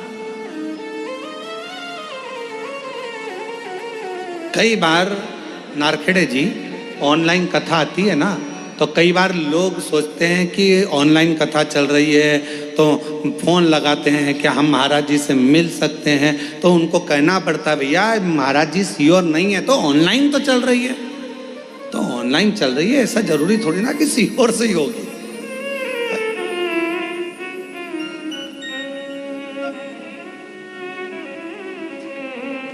अब ऑनलाइन कथा कहाँ से हो रही, तो ये बताना कृष्णेश्वर धाम में बेरुल से हो रही है, पर निवेदन है तुम मत आना। निवेदन तुम अपने अपने घर से सुनना।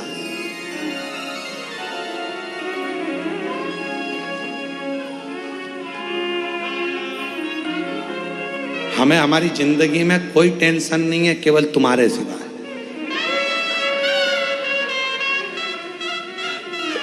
एक टेंशन भारी है, एक सूचना मिल जाए कि यहां कथा हो रही है, जैसे शक्कर का डब्बा चीटी सुनती आ जाती है वैसे लोग पहुंच जाते हैं। एक टेंशन, और केवल ये सीवर वाले महाराज का टेंशन नहीं, पूरी प्रशासन का भी टेंशन यही रहता है। ये ध्यान क्यों ऐसा है, ऐसा क्यों है? उसका एक कारण है कि मेरे शंकर भगवान ने तुम्हारी झोली इतनी भर दी कि बाबा उसको खाली नहीं रखा। शिव महापुराण का नियम ही यही है। शिव महापुराण के पंडाल में बाबा उसी को बुलाता है जिसकी गोदी भरना होती है या बाबा को कुछ देना होता है तो बुलाता ही नहीं है। फिर हम फिर कह रहे हैं कि ये कथा यहाँ पहुंची क्यों, तो ये समझ में नहीं आ रहा। अब हमको नहीं समझ में आया। रात को हम भी विचार कर रहे थे कि ऐसा क्या है कि ये कथा कृष्णेश्वर पहुंच गई ऑनलाइन होती होती, मतलब कुछ ना कुछ तुम जितने बैठे हो ना, कुछ ना कुछ तुम्हें फैमिली गिफ्ट मिलने वाला है, कुछ ना कुछ वाला। और तेरी कृपा का क्या है भरोसा, कब किस पर हो जाए, जरा सी हम पर कर दो, जरा सी हम पर कर दो। जिस पर भी हो गई तेरी कृपा करुणा, वो भव पार हुआ, भव पार हुआ। पापी हो चाहे जितना, उसका भी बाबा उद्धार हुआ, उद्धार हुआ। गिद्ध अजामिल गणिका जैसे तेरे मन को भाई, जरा सी हम पर कर दो, जरा सी हम पर कर दो। तेरी कृपा का क्या है भरोसा, कब किस पर हो जाए, जरा सी हम पर कर दो, जरा सी हम पर कर दो। इसकी कृपा का भरोसा नहीं है। ये जो आता है एक बार जो कथा के पंडाल में पहुंच जाता है, वो वहां बैठकर नियम बना लेता है, बाबा 5 कथा सुनूंगी, मेरा भंडार भर देना। यहीं बैठकर 5 कथा का नियम लेती हूँ, 5 कथा। तो पंडाल में जो कथा श्रवण करने पहुंचता है उसको बाबा देता रहता है, इसलिए पंडाल भराता रहता है। खाली कोई नहीं गया। 3 महीने में बाबा ने फिर दे दिया भरकर उसको, इतनी कृपा कर दे। अब कथा कर रही है, राजा सगर के 60,000 पुत्र कपिल मुनि के आश्रम में पहुंच गए, और कपिल मुनि के आश्रम में पहुंचकर उन्होंने देखा कि कपिल मुनि तो तप में लगे और घोड़ा पीछे बंधा, अश्व पीछे बंधा।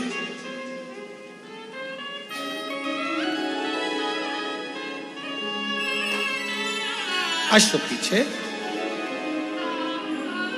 कई बार ऐसा होता है, कोई तप करने बैठता है, आंख बंद करके भजन करने बैठता है, तो ऐसा लगता है कि ये तो बेवकूफ बना रहा।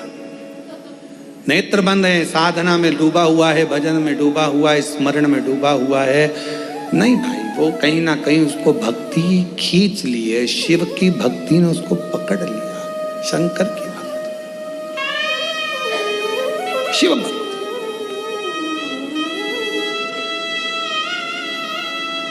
थोड़ा भजन हमारे जीवन में सुख दे सकता है, थोड़ा भजन।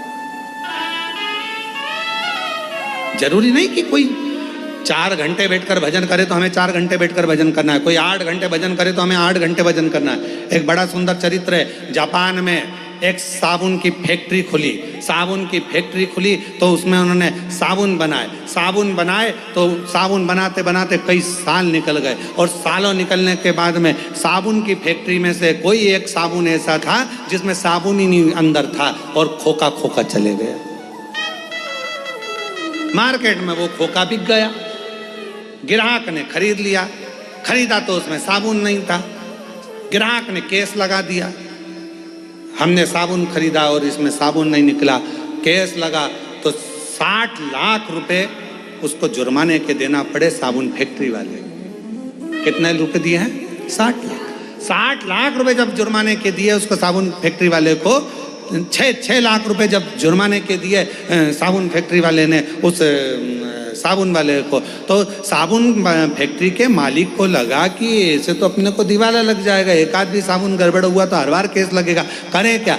तो इतने में उसने सोचा कि एक काम करता हूँ, एक एक्सरे मशीन लेके आता हूँ, साबुन का एक्सरे करेगी, कोई ऐसी मशीन लाऊं जिससे वो एक्सरे में मालूम पड़ जाए कि साबुन भरा है कि खाली है। उसने एक्सरे मशीन बुलवाई, 3 करोड़ 82 लाख रुपए की एक्सरे मशीन उस समय पर जापान में उन्होंने लगाई। अब वो एक्सरे मशीन से साबुन देखे जाते और फिर निकाले जाते। अब यही कि यही उत्तर प्रदेश में हो गया, एक साबुन फैक्ट्री में उनका भी साबुन खाली निकल गया। साबुन खाली निकला तो साबुन फैक्ट्री के मालिक ने विचार कर अब क्या करें, पति रात को सो नहीं पा रहा था, नींद नहीं आ रही थी, इतने में पत्नी बड़ी समझदार थी, पत्नी ने पूछा क्या हुआ, कि एक साबुन खाली निकल गया और केस लगाए। अब साबुन खाली ना निकले उसके लिए जापान में तो एक्सरे मशीन लगाई थी, 3 करोड़ से ऊपर की आई थी। अब मैं उत्तर प्रदेश का रहने वाला, मैं क्या लगाऊं? पत्नी बोली फालतू की बात मत करो, एक अच्छा सा पंखा खरीद लो और साबुन जहां से निकल कर जाता है वहां लगा दो, खाली होगा तो उड़ जाएगा।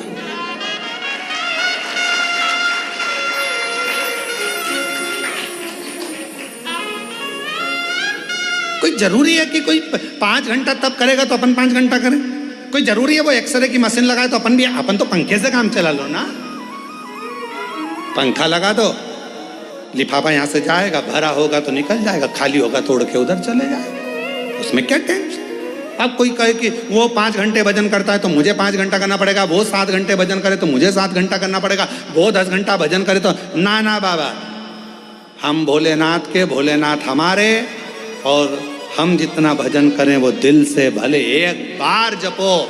और श्री शिवाय नमस्तुभ्यं, श्री शिवाय नमस्तुभ्यं, श्री शिवाय नमस्तुभ्यं, श्री शिवाय नमस्तुभ्यं, श्री शिवाय नमस्तुभ्यं, श्री शिवाय नमस्तुभ्यं। एक बार जपो। और भाव जरूरी नहीं है कि अपन वो 3 करोड़ खर्च करे तो अपन 3 करोड़ करो, वो 5 करोड़ खर्च करे तो अपन 5 करोड़ करो, जरूरी नहीं है। देखा देखी में काम बिगड़ जाता है। एक बार एक एग्जाम में लिखने को आ गया, बच्चे एक के पीछे एक बैठे थे, लिखने को आया कि दिल्ली की सबसे बड़ी मीनार का नाम लिखो। आगे वाले ने लिख दिया दिल्ली में कुतुब मीनार है, पीछे वाले ने आगे वाले का देखकर लिख दिया दिल्ली में कुतिया बीमार है। काम बिगड़ गया। देखा देखी में काम बिगड़ जाता है। देखा देखी मत करो। वो 8 घंटा भजन करे तो हम 8 घंटा करें, वो 5 घंटा भजन करे तो हम ना ना ना, हम तो बाबा के भरोसे चलते हैं, हम तो बाबा के भरोसे चलते हैं। ये दुनिया वाले चलते हैं, ये दुनिया वाले चलते हैं। हम तो बाबा के भरोसे चलते तो हैं। जरूरी नहीं कि कोई 5 घंटा भजन करे, अपन 5 घंटा करो, कोई 7 घंटा भजन करे तो अपन 7 घंटा करो, अपने से जितना। कपिल मुनि बैठे थे, तप कर रहे थे, साधना कर रहे थे, और कपिल मुनि तब साधना कर रहे हैं और 60,000 पुत्रों ने जाकर देखा कि ये तो आंख बंद करके बैठा हुआ है। घोड़ा हमारा चुरा के लाया, अश्व हमारा लाया, और तप करने बैठा, तो लगा ये तो ढोंग कर रहा, पर घोड़ा उसने नहीं चुराया। कई बार जरूरी नहीं कि जो हमने देखा है वही सत्य हो, उसके पीछे कोई क्रम भी हो सकता है।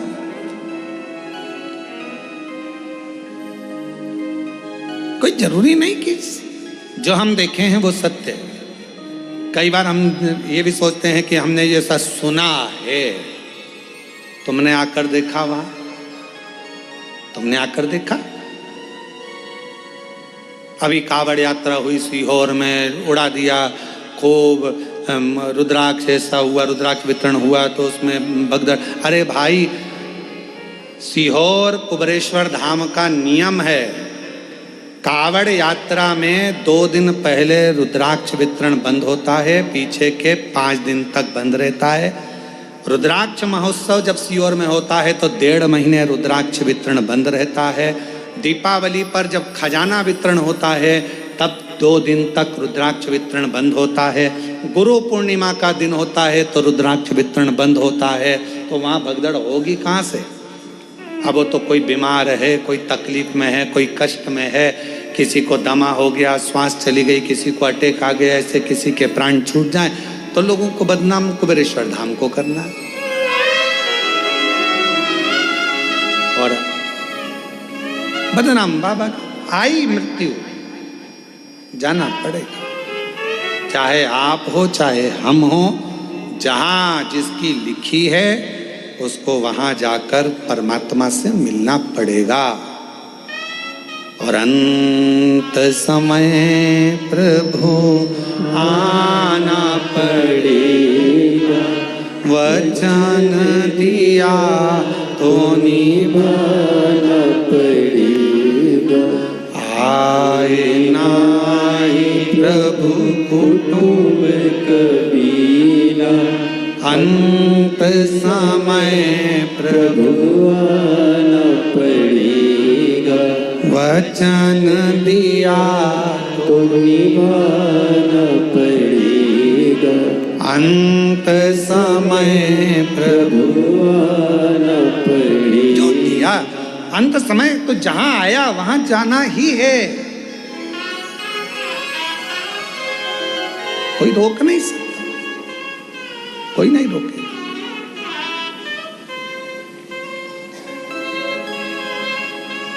शिव कथा कर रही है, लग रहा है कि कपिल मुनि, अब तुमने देखा क्या 60,000 उन पुत्रों ने क्या देखा कि घोड़ा इन्हीं क्या बंधा है और ये आंख बंद करके बैठे। इनको तो मालूम नहीं कि इंद्रदेव ने चुराया और यहां लाकर बांध दिया, इनको तो ये मालूम ही नहीं है। इन्होंने तो जो देखा उसी को सत्य मान लिया। आपने जो अखबार में पढ़ा उसको लोग सत्य मान लेते हैं, जो सोशल मीडिया पे देखा उसको सत्य मान लेते हैं। उसको समझो तो, जाओ तो, देखो तो कि सत्य क्या है। आज का जमाने में सत्य को तो बहुत नीचे दबा दिया जाता है और असत्य को प्रकट कर दिया जाता है। आज के जमाने में सत्य को कौन दिखाता?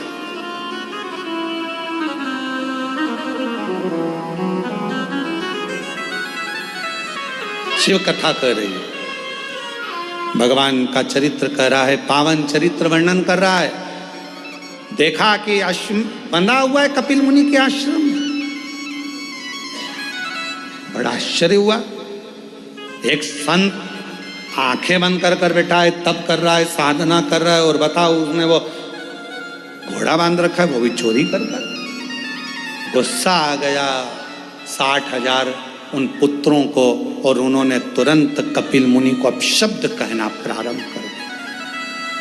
हर हर महादेव, अपशब्द कहना प्रारंभ करा। जैसे ही कपिल मुनि को अपशब्द कहना प्रारंभ करा तो कपिल मुनि के नेत्र खुल गए। तुम चोर हो, तुमने हमारा अश्व चुराया है।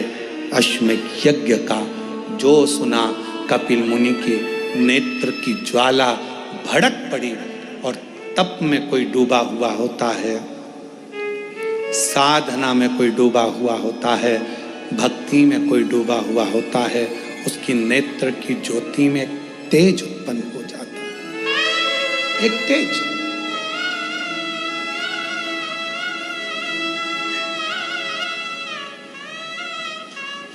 एक तीव्रता आ जाती है।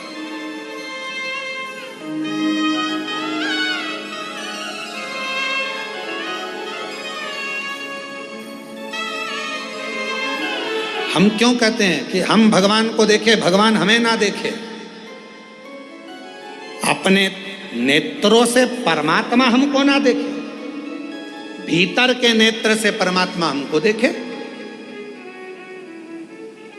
शिव जी ने अपने नेत्र से कामदेव को देख लिया था, जलकर भस्म हो गया था। भगवान ने तृणावत को देख लिया था, तृणावत जलकर भस्म हो गया था।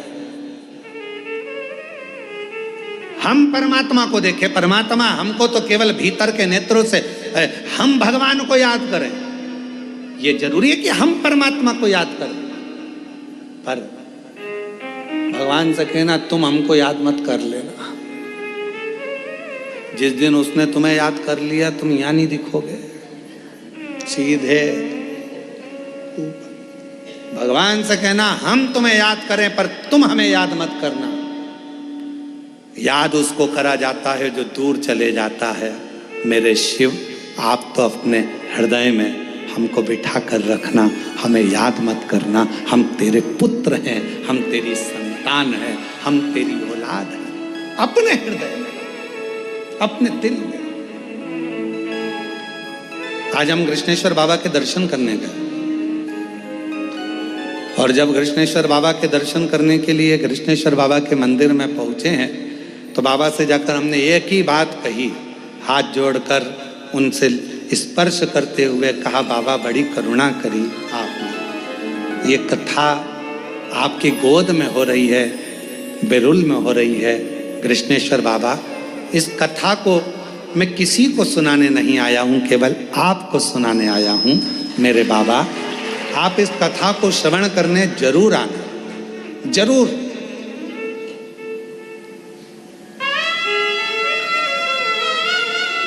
आप इस कथा को श्रवण करने जरूर आना।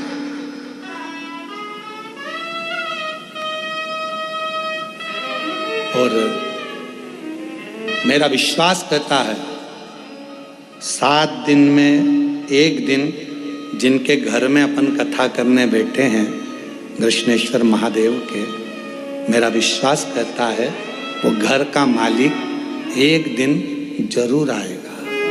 विश्वास कर, मिलने, देखने, आनंद के साथ। आप दिल से, बाबा हम आपको याद करें पर आप याद मत करो, आप तो हमको अपने दिल में रखो। याद उसको किया जाता है जो दूर होता है। आप हमसे दूर रहते हैं इसलिए हम आपको याद करते हैं, पर हम तो आपके भक्त हैं, आपके दिल में रहना चाहिए। आप हमें याद मत करो, याद करोगे तो निपट जाएंगे हम। आप तो हमको अपने दिल में रखो। जैसे एक वो बूढ़ी माँ नहीं बोलती, एक बूढ़ी माँ, बूढ़ी अम्मा लकड़ी बीनती है, गट्टा बांधती है, सिर पे रखती है, बेचारी थक जाती है। हे भगवान थक गई, उठा ले, हे भगवान उठा ले, हे भगवान उठा ले। एक दिन पार्वती जी ने शंकर जी से कहा, इतना बोल रही उठा क्यों नहीं लेते? शंकर जी जैसे ही बोली उठा ले, शंकर जी पहुंच गए, माँ चल मैं तुझे उठाने आ गया। इतने में बूढ़ी माँ बोली, मैं मेरे को उठाने की नहीं बोल रही, मैं तो बोल रही लकड़ी का गट्ठा उठा ले, मैं मेरी थोड़ी। शंकर भगवान ने पार्वती जी से कहा, पार्वती आज के बाद कभी नहीं आऊंगा, देख ले इतना चतुर मनुष्य है, इतना चतुर। ट्रेन की सीट पर माताएं अपना कब्जा जमाती हैं, लड़ती है, झगड़ती है, और ट्रेन की सीट पे बैठी रहती है। और जब उसके 4-5 बैग होते हैं ना, तो उनको उतारने का जब समय आता है ना, तो जिससे झगड़ा हो रहा था ना, उसको भैया प्लीज हेल्प करोगे, थोड़ी सी हेल्प कर दो भैया, इनको बैग को वहां तक दे दोगे। अब भैया बैग को लेके दरवाजा तक पहुंचा, उसके बाद भी भैया, वो तो छोटा सा हैंड बैग टांग के खड़ी, सिर्फ भैया प्लीज नीचे भी रख दो ना, भैया बेचारा भैया में फंस गया, उतार के नीचे धर दिया। छत्रपति संभाजी नगर से बैठी थी ट्रेन में, आकोला तक झगड़ती गई है पूरी, और जैसे ही आकोला आने वाला था तब इसने फ्रेंडशिप कर भैया ले टॉफी खाओगे, बच्चे को मारती अंकल हैं टॉफी दे दो थोड़ी सी, बच्चों को समझा रही है, यही अपना बैग उतारेंगे अब इसको अंकल भैया क्या क्या जरूरी थोड़ी ना। देखे सो 60,000 राकट दृष्टि भगवान से मत कहो कि भगवान आप हमें याद करो, भगवान से कहो आप तो आपके दिल में बसे, बस इतनी कृपा करो। याद उसको किया जाता है जो दूर होता है, जो पास में होता है उसको कौन याद करता, कौन याद।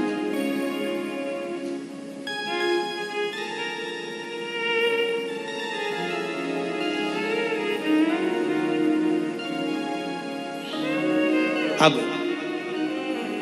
क्रोध आया कपिल मुनि को, 60,000 राख के ढेर बन गए, ढेर। जब 60,000 राख के ढेर बने, सब जलकर भस्म हो गए। कौन राजा सगर को बताए कि तुम्हारे पुत्र जल गए हैं, भस्म हो गए हैं, राख के ढेर बन गए हैं कपिल मुनि के आश्रम में? कौन बताने जाए? कोई नहीं गया। सब जल गए तो बताए कौन? अब राजा सगर की पहली पत्नी के पूरे बेटे मर गए, भस्म हो गए। राजा सगर की दूसरी पत्नी सुमति का एक बेटा था, राजा सगर ने उस दिलीप को भेज दिया, जाओ।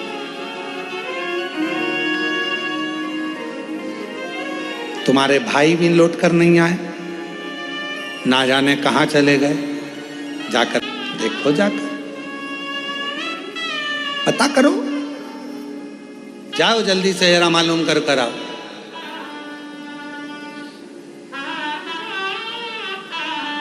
पितृपक्ष की देव पितृ श्री शिव महापुराण बेल्लूर से जो चल रही है आस्था चैनल पर लाइव ऑनलाइन, उस कथा का मूल बिंदु समझना। घी और गुड़ का, धूप का मतलब क्या होता है, उसका कितना फल होता है, समझिए। ढूंढ रहे हैं राजा सगर के पुत्र दिलीप, ढूंढ रहे हैं, पर ना 60,000 भाई मिल रहे हैं, ना अश्वमेध यज्ञ का अश्व मिल रहा, नहीं मिल रहा। तब आखिरी में ढूंढते ढूंढते वशिष्ठ ऋषि के पास राजा दिलीप पहुंच गए, हाथ जोड़कर प्रार्थना करी, गुरुवर ढूंढते ढूंढते मैं थक गया, ना अश्व मिला, ना मेरे 60,000 भाई मिले, कृपा करी। ना मेरे भाई मिल रहे हैं 60,000, ना अश्वमेध यज्ञ का अश्व मिल रहा है, आप करुणा करें, आप कृपा करें, आप दया करें, कुछ तो करिए बाबा, कृपा करिए बाबा। वशिष्ठ बाबा ने नंदनी गाय को बुलाया, नंदनी गाय को बुलाकर दिलीप के सामने नंदनी गाय के दूध को धोआ, दूध का घी बनाया और घी बनाकर उसको नंदनी गाय के गोबर के कंडे को बनाकर थाप कर, उस गोबरी को सुखाकर, उसको जलाकर, उसमें गाय का घी और थोड़ा सा गुड़ डालकर उसका धूप निकाली और राजा दिलीप से कहा, दिलीप ये गाय का घी का धुआं जहां जाए इसके पीछे जा, ये वहीं जाकर रुकेगा जहां पर वो अश्वमेध यज्ञ का अश्व होगा, और तेरे 60,000 भाई जहां होंगे वहीं रुकेगा, वहीं। कई लोग कहते पितृपक्ष में घी गुड़, घी शक्कर, गोबरी पर, कंडे पर जलाकर क्यों छोड़ना? क्यों? कई लोग कहते मम्मी ओल्ड हमारे को हम नहीं करेंगे मम्मी, हम नहीं। क्यों? वशिष्ठ बाबा ने कहा ये धुआं, इस घृत का धुआं वहीं जाकर रुकेगा जहां तेरे 60,000 भाई होंगे। ये घृत का धुआं वहीं जाकर रुकेगा जहां पर वो अश्वमेध यज्ञ का अश्व होगा। और मेरी जीजियों, मेरी बेटियों, मेरी माताओं, मेरी भाभियों, मेरी बहुओं, मेरे भाई, मेरे बहन, मेरे जीजाओं, मेरे पिता तुल्य बुजुर्ग जन, मेरी माताओं, श्राद्ध पक्ष में अगर थोड़ा सा भी कंडे को जलाकर गाय के गोबर को सुखाकर उसका कंडे पर अगर थोड़ा सा घृत, गाय का घी और गुड़ दिया है तो उसका धुआं तुम्हारे घर से निकलकर आपके पूर्वजों तक पहुंच ही जाता है। उस धूप का फल पहुंच, वो धूप का फल पहुंचता। हे राजा दिलीप, जाओ इस धुएं के पीछे पीछे जाओ। राजा दिलीप चल दिए, धुआं आगे। और हमारे यहां शिव महापुराण में तो धुएं की बड़ी महत्वता है, क्योंकि भगवान शंकर का नाम ध्रुमवान है और माता पार्वती का एक नाम ध्रुमावती है। आज भी दतिया में, जबलपुर के पास धुमा गांव में मां ध्रुमावती माता के दर्शन होते। शिव जी का एक नाम ध्रुम है, ध्रुमवान।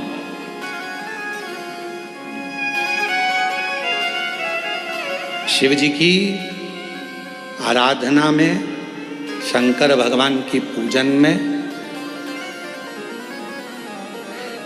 गाय का गोबर, देसी गाय का गोबर सुखाकर कंडा बनाकर, गोबरी बनाकर, उस पर थोड़ा सा गाय का घी डालकर और गूगल, बाजार में मिलता है गूगल थोड़ा सा डालकर, यदि कोई शंकर जी की आराधना 21 दिन तक उस धुएं को साक्षी बनाकर मूल मंत्र का जाप श्री शिवाय नमस्तुभ्यम के साथ अपने मन की कामना यदि कोई करता है तो ध्रुमेश्वर महादेव और माता ध्रुमावती उसका कल्याण जरूर करती है। और मेरे माताओं से निवेदन है, जिन माताओं की संतान नहीं होती, गर्भपात हो जाता है, गर्भस्थ बच्चा 2-3 महीना रहने के बाद गिर जाता है, 4 महीना के बाद बच्चा गिर जाता है, बच्चा नहीं रह पाता है, 3 महीना, 2 महीना, 15 दिन, 1 महीना लगा कि अब की बार गर्भ ठहर गया है और मालूम पड़ा बच्चा फिर नहीं रहा, तो जिसके गर्भस्थ तकलीफ रहती है, गर्भ में गांठ हो गई, बच्चेदानी में गठान हो गई, या चेस्ट में गांठ हो गई, या गर्भस्थ कोई तकलीफ हो गई, तो हम निवेदन करेंगे कि आप प्रयास करो, कोई से भी 21 दिन छाट लो कि इस दिन में कोई 21 दिन तक नियम धारण करना। उस बीच में अगर रजोधर्म आ जाता है तो घर का कोई व्यक्ति करे, पर 21 दिन तक वो नियम धारण करना। देसी गाय का गोबर का कंडा, गोबरी सूखी हुई, उसको छोटा सा टुकड़ा जला लो, जलाकर उसको एक छोटे से दिया पात्र जो भी हो उस पात्र में रखकर, देसी गाय का घी थोड़ा डालकर, गूगल डालकर, उस धुएं की लो में एक ज्योति को प्रकट कर कर, अर्थात एक दीपक उसके सामने प्रकट कर कर, और श्री शिवाय नमस्तुभ्यम का जाप कर कर, पंचाक्षर मंत्र नमः शिवाय, षडाक्षर मंत्र ओम नमः शिवाय, या मूल मंत्र अपने गुरु का कोई स्मरण कर कर, जब आप उस ध्रुमेश्वर महादेव के सामने ध्रुमावती की साक्षी में कुछ मांगोगे तो वो पूर्ण जरूर करता है, पूर्ण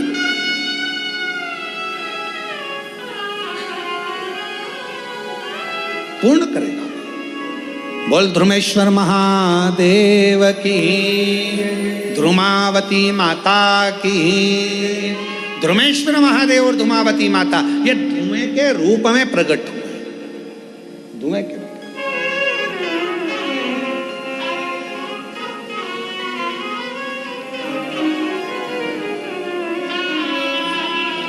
कुबेरेश्वर धाम कौन कौन गए? जरा हाथ उठाओ, जरा सब लोग गए हो? संध्या की आरती के दर्शन किए हैं आप लोगों ने? संध्या की आरती के अगर दर्शन करे हो तो वहां पर पहले गूगल की धुनी दी जाती है, शिव जी की आरती जब होती है तो उसमें धुपाड़ा लगाया जाता है, उसमें गूगल छोड़ा जाता है, धूप छोड़ी जाती है, और उस धुएं की साक्षी में प्रथम आरती धूप की मेरे शंकर भगवान की हो, उसके बाद में फिर दीप आरती हो।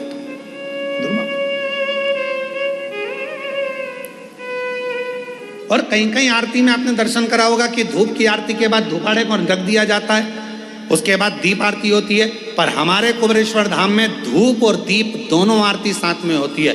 धूपेश्वर महादेव, धूमेश्वर महादेव की भी, मतलब अर्थात धूप से आरती, और दूसरा ज्योति में जो त्रिलिंग होता है इसलिए ज्योति की आरती, ये दोनों एक साथ उतरती है, दोनों साथ चलती है।